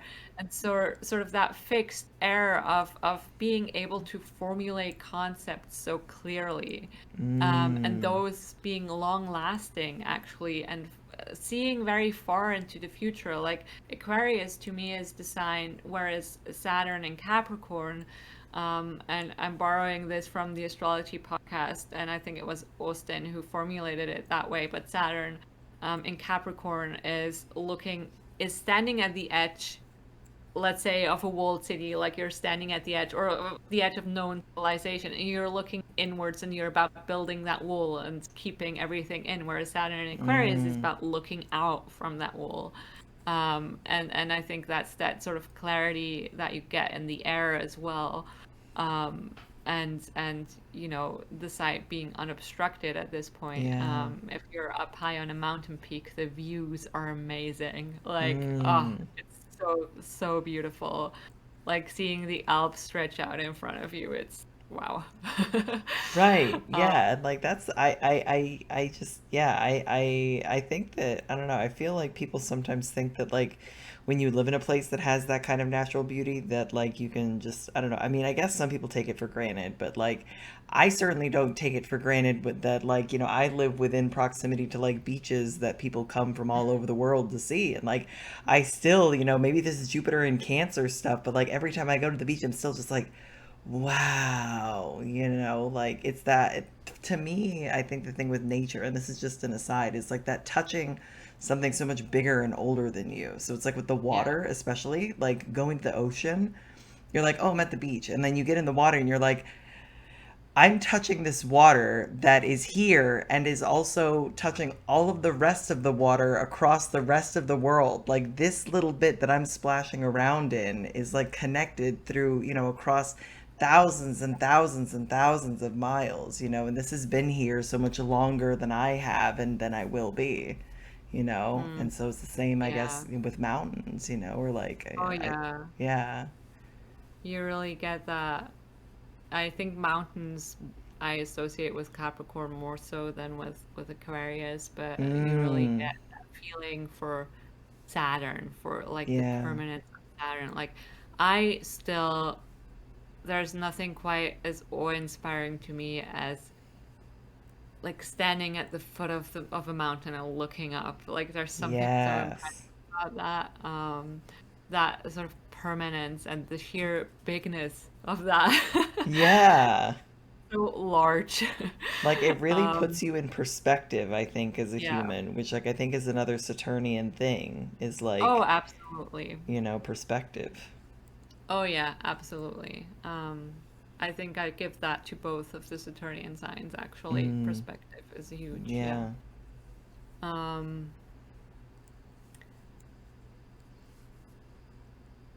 yeah, I think with, being in the middle of winter, what is the season of winter about? It's about Mm-hmm. dealing with the hardest part of the year, pretty much. Yeah. And what keeps us going through that, I think a lot of it has actually to do, in Capricorn we're more practically oriented, but I think Aquarius we get more into the thoughts, the ideologies that keep us going, that we hold on to, that sort of form who we are. And it's not a Jupiterian kind of belief. Mm-hmm. It has a little of that sort of fervor of hope, but it's sort of very rational, formulating your worldview in a way. Mm. Um, yeah, that really comes with that clarity and starkness of winter for me, at least. Um, there's something about everything falling away and being underground and Mm-hmm. being at rest in a way at nature. You also, if if you think about a farmer, like in winter there's not that much to do. You feed the animals, sure, but you're not out in the fields. So Right. in a way it's also a time where we can think about those things. um yeah, that's another thing. Yeah, and you can kind of, maybe, I mean, I don't know where you would put, so where would you put like planning for the next year's harvest and, doing some of the winter planting? Like, would that be like a Capricorn type thing? Like some of the like root vegetables? Maybe I Yeah, to be honest, I'm not well versed enough in actually planting stuff. sure. Um, possibly. I don't know. Maybe you are already prepared in Aquarius season. I'm being attacked Mm-hmm. by the flying ants. Um, yeah, yeah. Um, could be a Capricorn thing. Mm. Um, yeah, and then coldness. Um, where in the warmth people come together and gather on those warm evenings in summer. Mm-hmm. Coldness disperses, and so it's also there's a certain loneliness associated with Yeah. Aquarius, whereas we think of Leo as self-centered. um in the colds there's less of this gathering going on, right? It's just not the right vibe. Yeah. um and so yeah, people sort of being at the edge or being eccentric is what we get with Aquarius, right? Mm-hmm. Sort of on the outside looking in, this sort of very analytical, not being a part of it, but analyzing things from the outside, I think has to Right. do with that sort of dispersing quality of the cold, because Mm. cold doesn't hold things together. Um, I'm trying to think. No, this analogy does not make any sense because actually, when you boil things and things become, gaseous and Yeah. liquid and solid, it's actually when things cool down that things get solid. So in that sense, it doesn't make sense. Sure. um, but not every analogy is gonna work. Yeah. Yeah. I mean, there is also like, I guess I think of like dry ice as well, because that just, Mm. sublimates directly.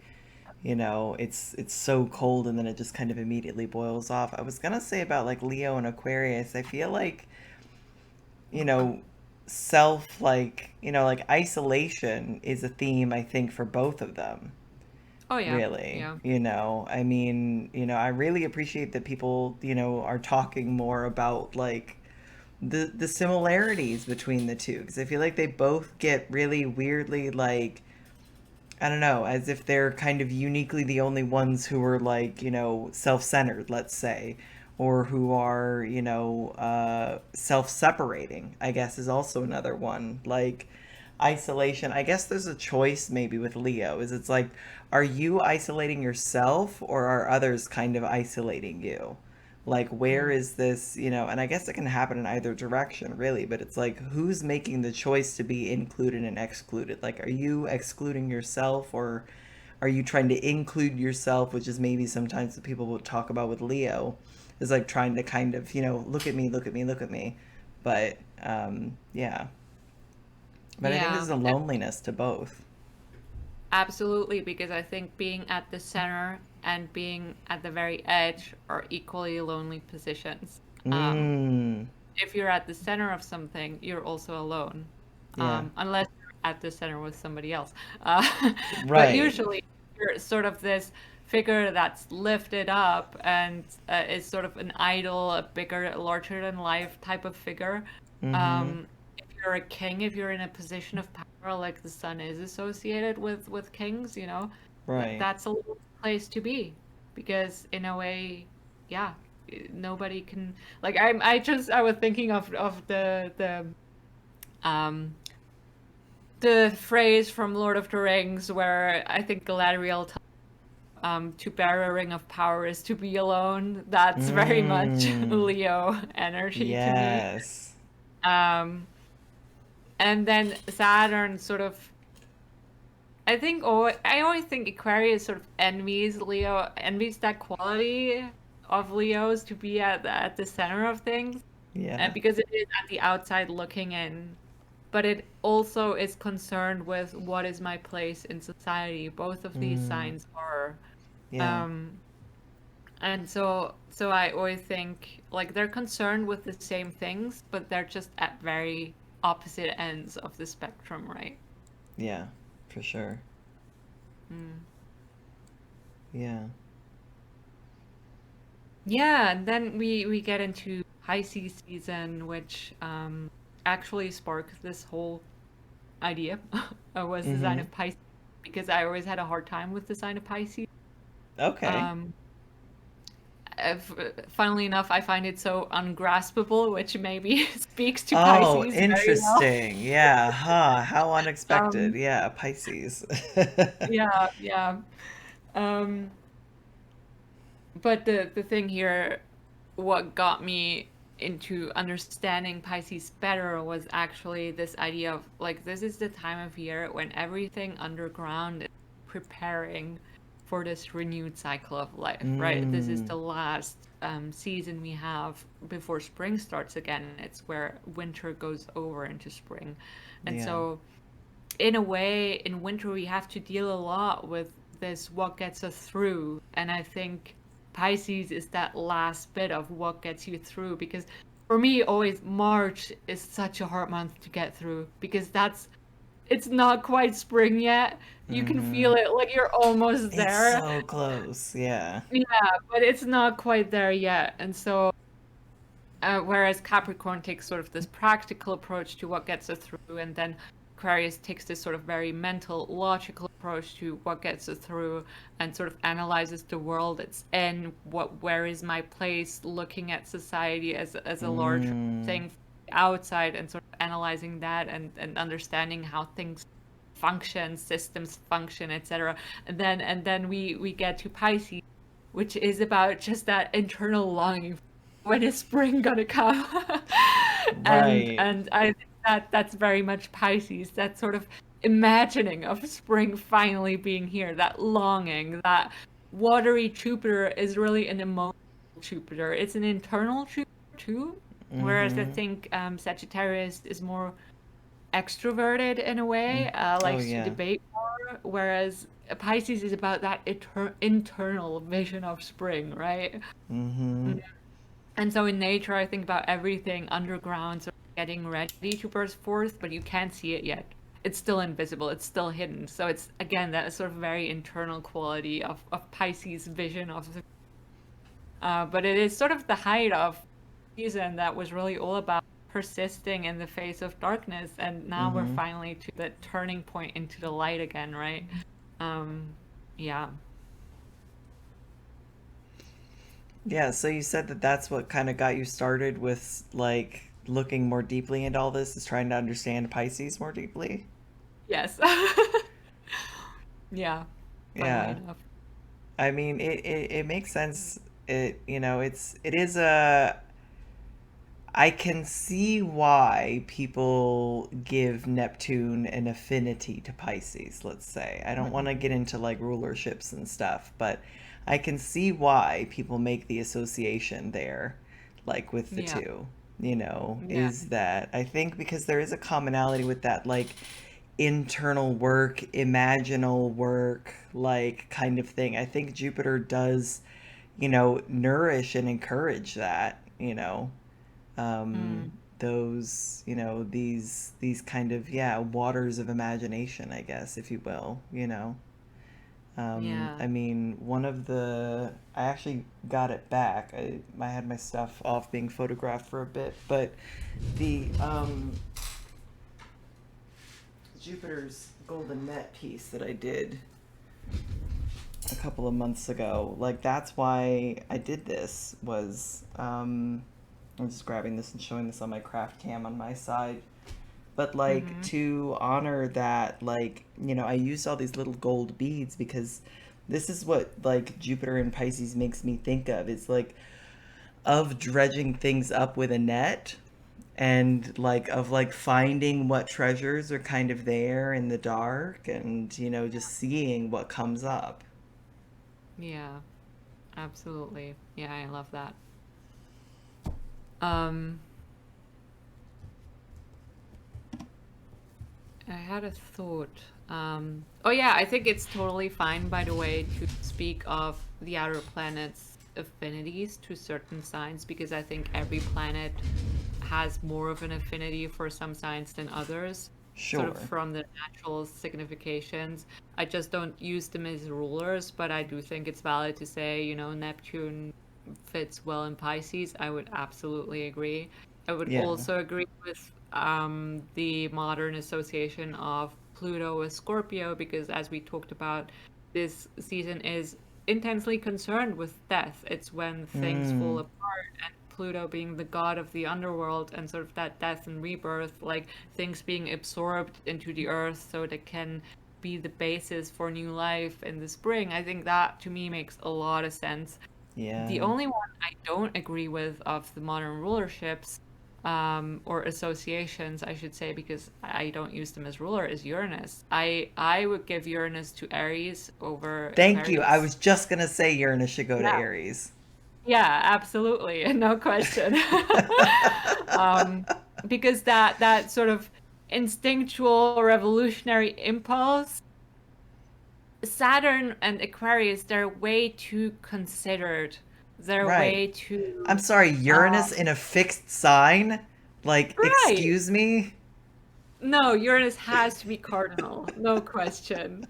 And I think Mars, yeah, I feel like Aries is in a way cardinal of the cardinal starting off the whole year. I mean, Yeah. we could debate about the year starting at different points, but for me, yeah, it's the most natural fit, I would say. Right. Like, I know that there was some discussion, I think, like last year, maybe earlier this year, about like looking at the outers as kind of pure or sort of like core expressions of like the modalities. So like Uranus as kind of pure cardinality and Mm, Pluto as like I think primarily like fixed and then Neptune as like mutable, you yeah. know. And it's like okay, like yeah, like I could see these. Yeah, yeah, absolutely. That would make sense. Yeah. Yeah, I think it's always, useful to talk through like analogies in astrology where you see Mm, similarities or differences, whether you don't have to end up using them as rulers, but talking about it, I think, is helpful in order to understand the concepts better. So, right. yeah. Well, especially with the outers, like they're so big and, literally Yeah. outside of kind of our normal material realm, like outside of Saturn, like all of that stuff I think really gets out of the like material human graspable sort of realm, Yeah. and past that it's like we need to use I think more metaphor and kind of because it's these things that are too big to be I think narrowed down into really specific little like keywords almost uh I don't know how you would say it, more of like an animating force almost, yeah, just like seeing them as these expressions of like pure force almost Mm, versus like they're more of like verbs in a way mm. like than like the like maybe like nouns and stuff I guess of the inners. I don't know. Yeah, and it's funny how I've experienced sort of the outers showing up by transit in my chart. Mm, Whereas I feel like the inner planets or the traditional seven can often show up through an event or a person or something very like concrete, Mm-hmm. whereas the outers, usually it's some sort of internal impulse that you don't know where it came from. um, Yeah. like I have a Taurus stellium, so I have Uranus going over everything in Mm. in my chart, and I could not tell you. I know I kind of explained my story with sort of my ex and being unsure about the relationship, but why I Yeah. got so into astrology. I also, around the similar time, I had this totally out of the blue thought that I should buy a tarot deck. I've never had anything to do with the tarot. It was such, just suddenly the thought was there. Don't know where Huh. it came from. And Uranus going over my Mercury definitely coincided with me getting into all the, tarot, astrology, everything. Yeah. Um, and it changed, everything, all the media I was consuming, everything changed because my whole Mm. shifted, right? But the impulse where it originally came from, no idea, but it's this really big life shift, right? And it's Wow. affecting my career now, being in my 10th house and me wanting to take this down a more professional route, right? So, Right. yeah, yeah. Yeah. Whereas, my Saturn return, for example, which I'm Mm. in, I can very much say, sure, it was a lot of inner development, but it was very much precipitated by me breaking up with my ex, and I have Mm-hmm. Saturn in the seventh house, and so that's a very sort of real event that I can point my finger to. Right. And sort of the fallout from the breakup, sure, that's a lot of inner, but it's related to that event. Yeah, Right. It was an external like event that, has a lot of internal processing to go with it. yeah, absolutely, yeah. Yeah. So I do feel like the outers are kind of out there in a Mm-hmm. way. Way more mysterious in how they work. Yeah, for sure. Yeah. That like just yeah, it's a very like things happening to you, almost like, lot of fortune type stuff, like just things that occur to you, like outside of your control. Like Uranus going through my seventh, like which is Aries. That was, it was an interesting time. Like that was when I broke up with my ex and then got together with my husband. Um and that was, I think, one of the, it was a really literal one because I can still remember I actually managed to like put together a chart for kind of our first, like, because we'd been friends for a while, but then we had the like a conversation that was basically like after we'd both gotten out of relationships and me like expressing my interests, and it was like Moon, Mercury, and Uranus in Aries all on my descendant. So I was like, okay, and so this is me just, breaking up with this like very stable partner that I had and being like, fuck this, like this isn't working for me anymore, like at the beginning of my Saturn return. And then, getting together with, my husband who I met, online, who lived, all the way across the ocean. This Mm, is Uranus seventh house stuff. But, wow. it just I had to do it. I was compelled. I was like, Yeah, and I it's love it's worked that out really word. well. And also it squared my fourth house Uranus as well. So Yeah, but I love that word, sort of being compelled, like you don't yeah. know what's driving you in a way. But there is this sort of force there that suddenly takes you in a direction, and yeah, we don't really Yeah. know where it's coming from. Like I have Pluto squaring my moon over the last few years and still currently because Mm. Pluto moves so slowly. Last exact one this year though. Yay. Yay. But I've had these intense phases of feeling taken back into the past, like memories coming Mm. up, living through emotions really intensely from childhood or from my family, and sort of being more enmeshed in sort of my family story, finding out stuff about my family that took me to some Mm. really intense places. Oh wow. And I don't even like why is this happening now, right? Yeah. I don't even know, but things it's like Pluto is unearthing stuff for me, and then it just sort of takes me on this weird trip where I'm sort of suddenly absorbed by something that I didn't even know still lingered somewhere within me. Like it's very strange. Yeah, like I've had Pluto on my IC for like, 17 years it feels like at Yeah. this point. Like Yeah. I really feel like to all the late cardinal placements out there, we will get through this. Like Pluto Yeah. will eventually leave Capricorn, and then it'll be the early fixed placements time to deal with all of this. Yeah. Yeah, I mean, I have a late cardinal moon and then a lot of fixed placements, so I Yeah. get the worst of both worlds. I mean, Um, yeah, it's like it's going directly from like being on my IC to then it'll be like creeping right up on conjoining my like north node and mm, stuff. So, yeah, it's I mean, but this is the thing about astrology is it's like everything's changing. No times are going to be kind of purely good or purely bad, Your chart and the transits to it speak to the mixed qualities of time. yeah. And it's so funny, even when I watch it month to month, Mhm. sometimes I feel like the calm months where not a lot happens transit wise actually feel more eventful because Mm. you get the time to actually process and integrate and this is when you feel yourself changing in a way. Whereas the Yes. busy months is just you running around like tech because everything is Yeah. happening all at once, but you can't really grasp it yet. Whereas I feel like for me, oftentimes I feel like the calmer months are ones that propel me forwards more, if that makes sense. So I would Yeah. say it's not always the time when the transit happens that's the most feels the most active or significant Mm. for you, but I think it can oftentimes be the times around those transits Yes. that really start to take on its meaning or show its meaning.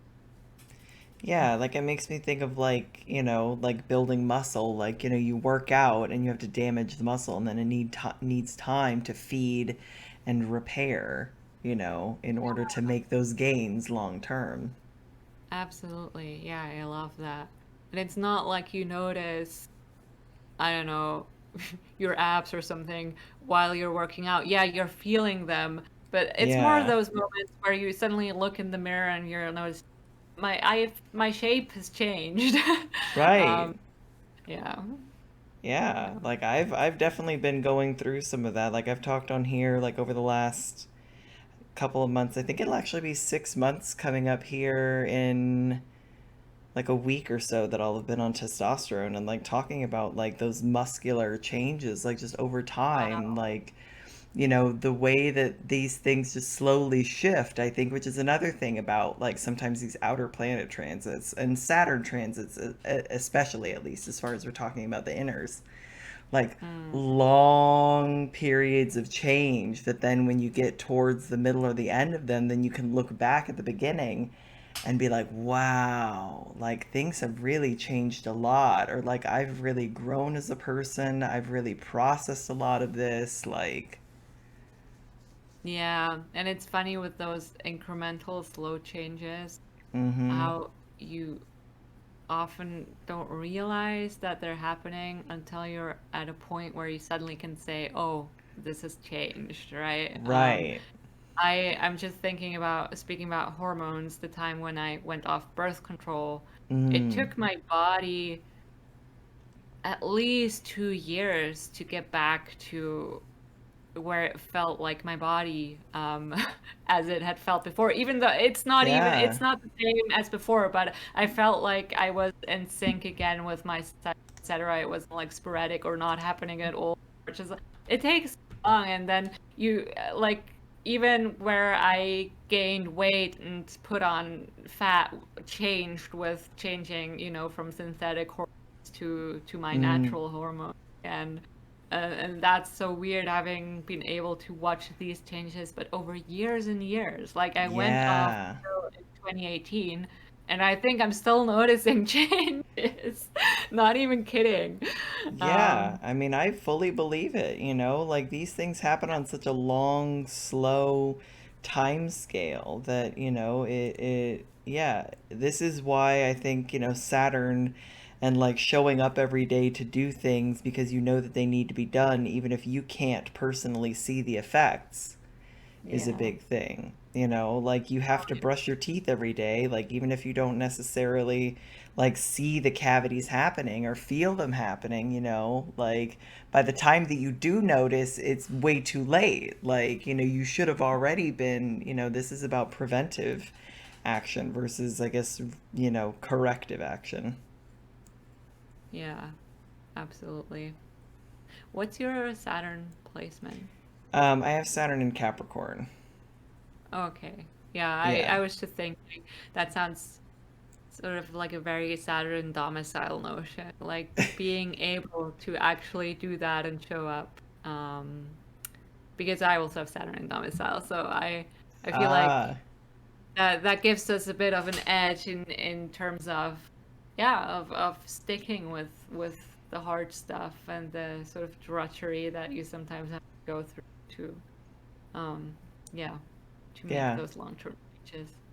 I mean, I'm really like, I mean, it's tough sometimes having like Saturn, like basically, conjunct my IC, like square my ascendant, but it's also trine my Venus, which is my ascendant ruler. So, Mm. like, I really value those even as much as the square to my AC has made like life tough, like with rejection, with, being pushed out and being othered and, inhabiting an identity that is an other, kind of multiple layers of, but the trying to my Venus being like finding the beauty still like in privacy, I guess, and in being alone almost in a way. Like there's this, I don't know, it's that feeling of like self-possession. Like I Mm. don't feel like anybody else can like have that control over me because I have that control over me, in a way. Yeah, I think that's the sort of liberation of Saturn because Saturn, Mm, as we saw with the season, like Saturn knows how to get by on its own. yeah. Again, it's not the season of warmth, it's the season of cold where people sort of get by on their own in a way. Yeah. And yeah, I think there is yeah, I don't know, being fully to step into your otherness, your weirdness, because I have Saturn Mm-hmm. on the descendant, so I've also like Oh, okay. exactly opposing my ascendant. So I've also always been or often been bullied, been the outcast, been rejected, Mm-hmm. been a very lonely person throughout a lot of my life. Yeah. But I also knew how to thrive in that loneliness. Like I was able to enjoy it. I still enjoy it. I enjoy spending time on my own. Like I don't mind it. Yeah. Sure, there's also this longing that at some point the relationship will work out for me. But, Yeah, yeah. um, yeah, yeah. So I completely get that. And I think a powerful Saturn is sort of the power to inhabit the role of the outcast with dignity in a way. Mm. Yeah, like it makes me think of like um you have like figures. It's always like some like mysterious hooded figure, or like the hermit who like lives out on the edge of town that, Hmm. maybe is like a really great farmer or has some kind of, unique distinguished wares that like they Mm. spend their time out there like honing their craft doing, and then they come and then they bring it to, to the community or whatever, who, values them for doing the work that they do, but, respects them for their separation as well. Is like, Yeah, I love that, and that brings in the aspect of time again, like taking a mm, long time to learn certain things in solitude. yeah, But then once you're ready to share them, they're actually very valuable contributions to society. right, exactly. And I think, again, thinking about the seasons, I think about what would you do in the middle of winter? Maybe you would carve something, or, Mm-hmm.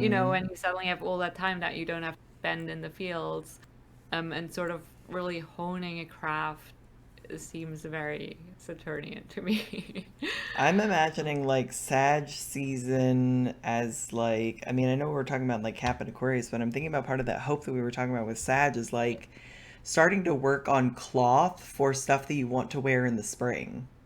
Oh, yeah, You sure, why know, not? being like, I know that spring is gonna come, and like, we're inside, I'm working on spinning all this stuff, like, I'm working on processing all of this wool and whatever. Like, what can we do next year? Like, how can I enjoy this?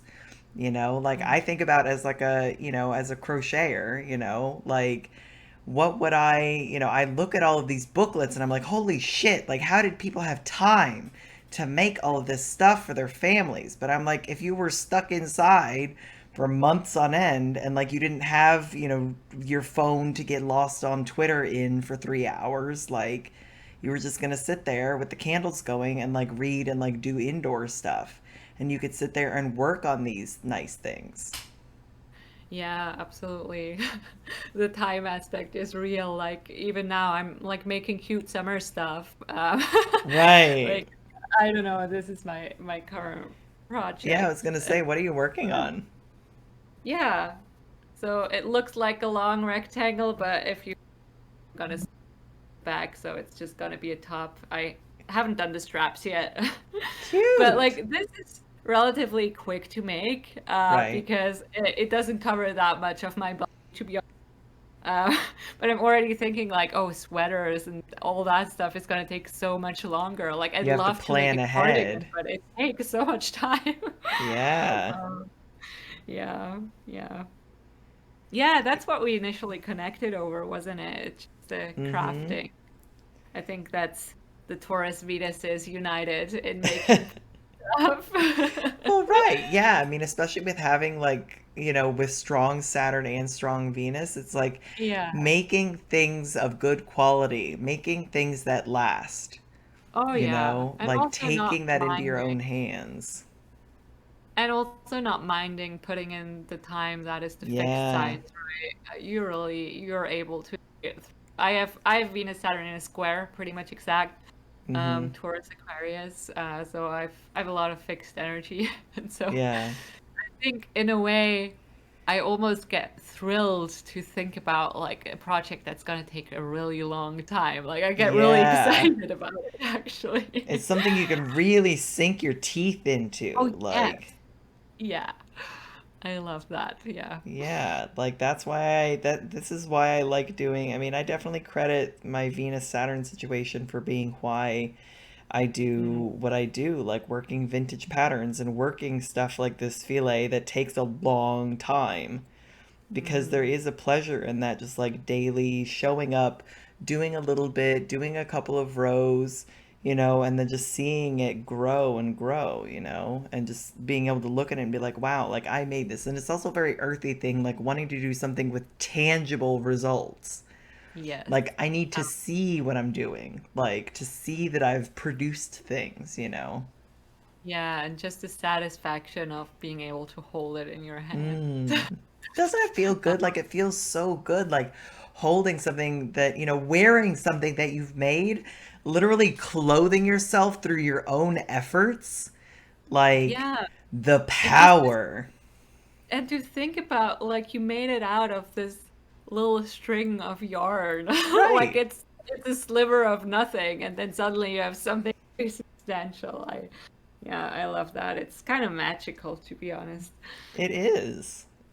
And like Yeah. I wonder if that's, there's something about, I'm just thinking about like with Aquarius and, air, and I don't know, I think about kind of, you know, one of the things about fiber crafts is that there is this element of like manipulating, you're manipulating the thread and the fabric and everything, but you're also doing it sort of in the context of the space around it. Like I think about this a lot with lace, Hmm. because a big part of it is the openness. You can't have the pattern without all of these holes in it.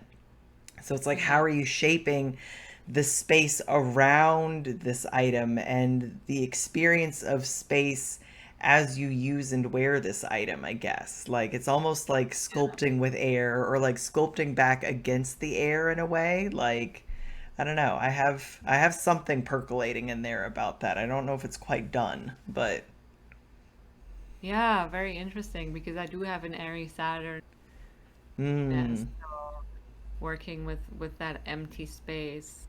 But maybe mm, that, yeah, maybe that also comes back to what we were talking about before, like, or let's think about this in terms of the houses. Like you have the angular mm, houses, but you also have the succeedant and the cadent houses around it, right? And mm-hmm, in the angular, that is where you would make the connection. That is where the action.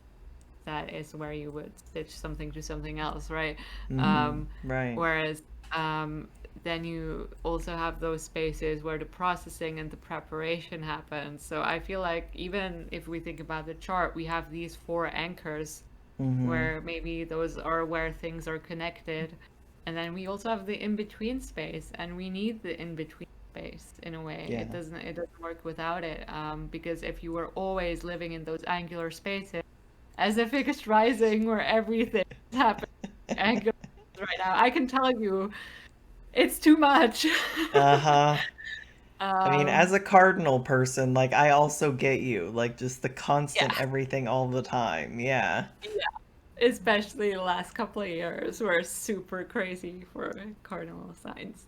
Yeah. Um, let's let's make everything move on to some of the mutable signs for a change. It's Right. not such a Well, I mean, when we get Uranus and Gemini, like, they're gonna have to deal with that. So, and that'll be Saturn something. in Pisces first, I think. True. That's yeah. Yeah, they can have fun with that. Enjoy. I mean, Yeah. I'm not looking forward to Saturn and Pisces because that's going to be in my sixth. And so I'm kind of like, oh, I just hear all these like stories of people with like Saturn transiting their sixth. And I'm like, no, please. But, this is the thing about astrology is these things happen eventually. And so it's just preparing yourself. I guess this is also another Saturn thing is preparing for inevitabilities. Hmm. Like, I mean, by the time that Saturn gets into Pisces, I just turned 32. Once it gets into there, I'm going to be well into my like mid 30s. I'm going to have aged. And if I do have Yeah. health issues, they will probably start popping up more around that time. Yeah. I mean, I had a sort of privileged experience of Saturn in Capricorn Mm-hmm. transiting my sixth. So I've recently been through that transit. Ah, yeah. That was my last Saturn transit was Saturn in Capricorn in my sixth house. And so it's in Right. domicile. So I feel like I had a bit of an advantage there, but I also True. had eclipses, Jupiter, Pluto, and everything else joining in. So Yeah. so I can tell you a lot about sixth house work at this point because it's been Right. my life for the last couple of years. Um, but for me, finally, one of the ways it ended up manifesting was actually me going off of certain things or saying no to Mm. certain things Oh, that's so for Saturnian. my long-term health. So the Saturn Yeah. notion of rejection or saying no, like I quit caffeine in that Mm-hmm. time, which is something I used to drink daily, sort of really belonged to my daily getting up in the morning. Right. Um, but I realized with my anxiety, I just wanted to see if it made a difference. Mm-hmm. So I wanted to test if it had a positive effect on my health and mental health, and it did. So I've Mm-hmm. quit caffeine for good at this point. Okay. Um, I went off birth control, as I said, also Mm-hmm. because I had the suspicion that it was not good for my mental health, and my Mm-hmm. mental health vastly improved after Mm. going off those hormones. Um, I what else was there? I think there was something else. Oh yeah, I quit dairy for a while Mm. because I had some weird skin issues and Mm-hmm. Saturn ruling the skin, obviously. And I've Sure. always had a bit of a difficult relationship with dairy products. Even as a child, I sometimes wouldn't eat dairy for periods of time, and so I tried that again. Felt Mm-hmm. like that was really good. Now I'm slowly, not eating a lot of it, but certain things that are hard to replace. I'm allowing myself to have, but not in excess. So it was Sure. like a lot of restrictions in Yeah. for my health or to improve my health, if that makes sense. Right. Um, I think that's very Saturn and Capricorn, though, looking at Yeah. the material circumstances of your life. What are you putting into your body, and how can you maybe change that in order to Mm. uh, benefit your health? But yeah, the other end was it was a lot of mental about why I am the way I am, Right. and Yeah. that definitely wasn't always easy or pleasant. So um, I don't want to paint too rosy of a picture of it here, but also for me, it was sort of laying a lot at the ground for now having Saturn in angular sign and having to deal with some really heavy lifting Mm. decisions that are really difficult. But Yeah. I feel like because I've done that sixth house work, I'm now able to do the angular Saturn part. And yeah. That's a good point. Yeah. I mean, yeah, as like, cadent houses as like preparatory periods, I Yeah, think and is a really especially important with thing. the sixth, there's Yeah. this sense of invisible labor. Yeah. Um, So, yeah, it's just, I think it's gonna be more behind the scenes work that's not immediately gonna have some payoff, but ultimately will, as Saturn always does. Yeah. Yeah.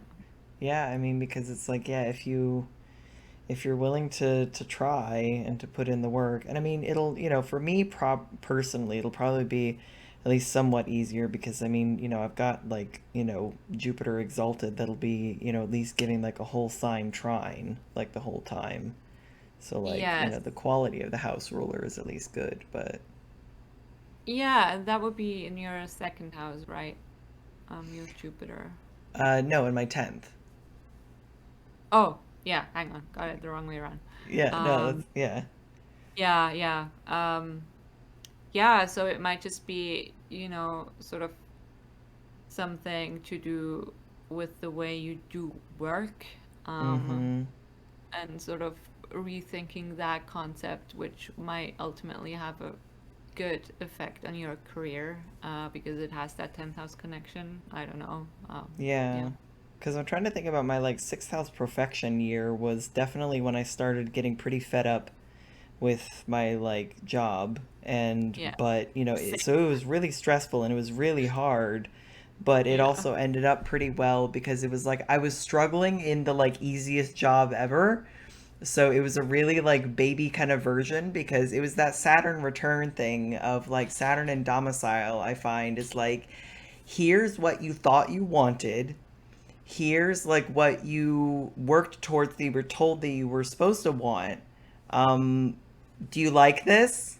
Like, is this good? Is this working for you or is this not? And like I hit it with like, I had, I was engaged, like I, had this I had like a decent job, but the job, like I just, it was one of those things where I always said like, oh, if I can get something that's like pretty low effort and like pays well and I can just coast along on that and I don't really need to do anything bigger than that. And that's exactly what I had. And I was miserable. Like I was Yeah. like, this sucks. I hate doing this every day. Like my Mercury got so upset doing this like mercurial work, like as an office admin, Yeah. um, that didn't really do anything useful. Like I have Mercury and Jupiter like in mutual reception by term. Like I need to be doing something useful, something, generative, like towards the world or something. And so, yeah, but like it was an easier transit, I think, because the my sixth house lord is pretty good, and so I got sort of the gentle version of like freaking out about my job, and then when I did eventually get let go, then I got let go with like a couple of months of severance, Mm. so it was a very gentle kind of off ramp basically. Mm. Yeah. Are you doing astrology full time now, or do you still have a job? So that was last year that I got let go, and then I've just been kind of making things work since then. Like, it was an eighth house year, so I depended a lot on other people to Mm, help get me through. But having domicile Venus in the eighth, like, I feel mm, very lucky that I've had people to support me and like hold me up through that. yeah. Um, so, I don't know. We'll see. Ninth house year. Maybe it'll be, it would be, I would love to do it more on a full time basis, or Mhm. have it be a larger part of what I do. So, but, I know that things just kind of take a while to get moving. Yeah, absolutely.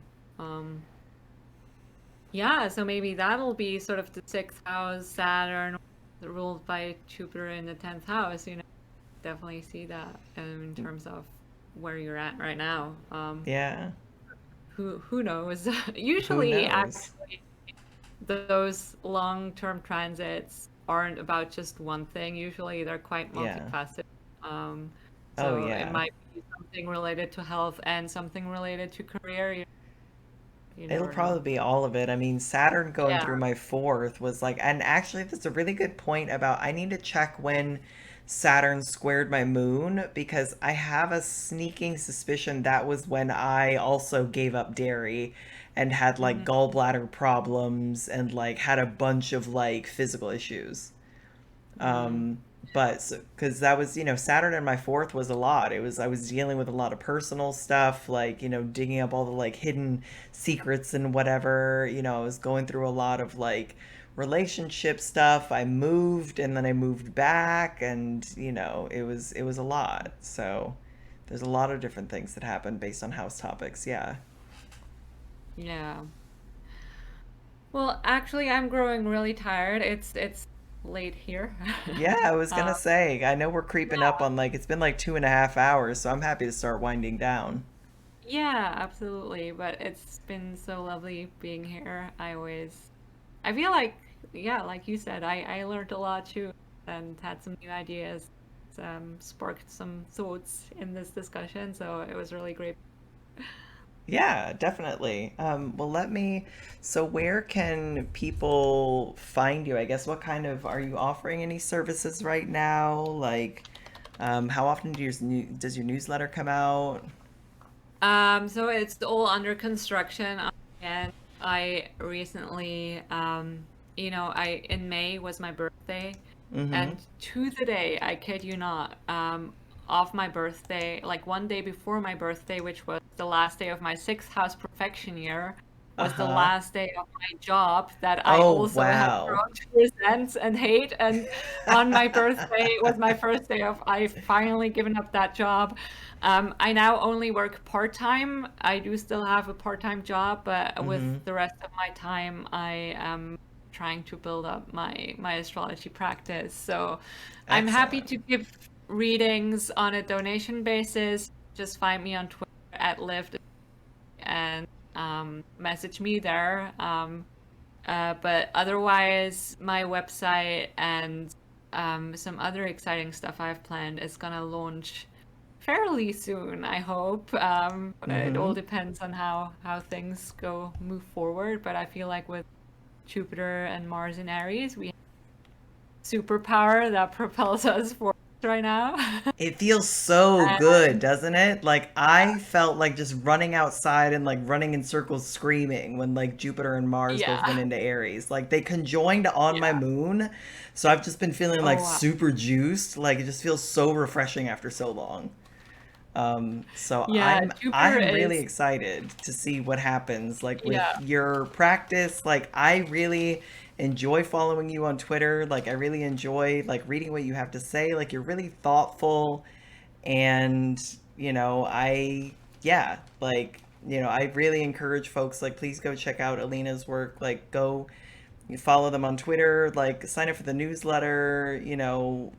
I just the whole point of this series for me is to bring on and highlight people that I think are doing really cool stuff.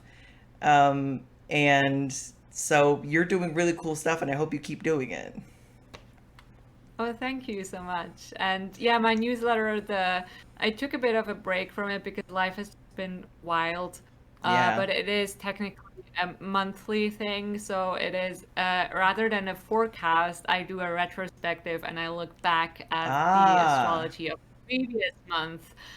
Because Mmm. I'm less of a predictive astrologer. I'm integrating insights and experiences that we've had through astrology. So I've Yes. already written half of the June newsletter on some sort of weird writing high I had when Mercury entered Gemini. So the other half is going to be written at the end of the month, and then hopefully it's going to go out at the beginning of July, sort of back on the astrology of June. So yeah, that's Wow, I there to love sign that. up. Can find it on my Twitter page. It's pinned right at the top and in my bio as well. So yeah. Like retrospectives, like everybody is so eager to like I mean, I love reading forecasts at the beginning of the month. I'm like anybody else, but retrospectives are so helpful for actually being like, okay, what actually did happen? And like how can you use that to help like integrate the experiences you just had? Versus always constantly looking forward to the newness. It's how do you integrate what already happened? And so this is the kind of perspective that you need. Yeah, and I think for one, so many people are already doing forecasts and Yeah, horoscopes, and I think there's some really high quality stuff out there, so I didn't feel like I had to add my voice to that. sure. And the other thing is like, yeah, you watch the forecast and then you live the month and sort of forget about all that you heard about in the forecast, and there's Yes. oftentimes not really coming back to it or thinking about it again and how it played out for you, and so I wanted to create that sort of space for reflection. Yeah. I love that. It's so important. Like, it's really easy to just get consumed by this. And maybe this is one of the things about astrology being a mercurial thing, is sometimes you can just get caught up in the like onslaught of new information and flipping through the ephemeris and looking at your future transits and being like, oh, what might happen? What might happen? But it's like, what did happen? Like, what already happened. And if you learn from that, then you can also learn about what the future quality of time will be like. So you need to spend time with the past in order to look at the future. It turns out like you can't just take time in little chunks, like you have to live the whole thing. Absolutely. Yeah. Definitely. Yeah. I agree. Cool. All right. Well, I Yeah. will let you go. So, yeah, because I know that the time difference is significant, and Yeah. We're approaching 11 p.m. here. So, yeah. yeah. All right. Well, Slowly growing. I was gonna say it was a real pleasure. Good luck with the flying ants, by the way. Those are really Oh, aggravating. yeah. They were So, like, they have this window of activity in the evening where they're all yeah. buzzing around. Ugh. And then during the day, they just sit somewhere in like clusters and don't move. And so I don't notice them. And so I forget. And then suddenly we had that hour going on during our. So, Yeah. yeah. That like dusk. Ah, So, all right, the Alina. joys Well, of night. yeah. Thank you so much for being Yeah. here. Thank you everybody in Yeah. chat for being here. Um, Yeah. yeah. Any final words? No, just thank you for providing this space. I really enjoy this sort of more casual format, and yeah, I'm also excited to see what you get up to with your upcoming ninth house year. I'm sure there'll be a lot of cool stuff happening here. So I'm excited to tune in future books you have lined up. Awesome. Well, thank you so much. All right. Well, Yeah, then take care, Alina, and take care, everybody yeah, else. And see you all soon. Bye bye. yeah. See you. Bye.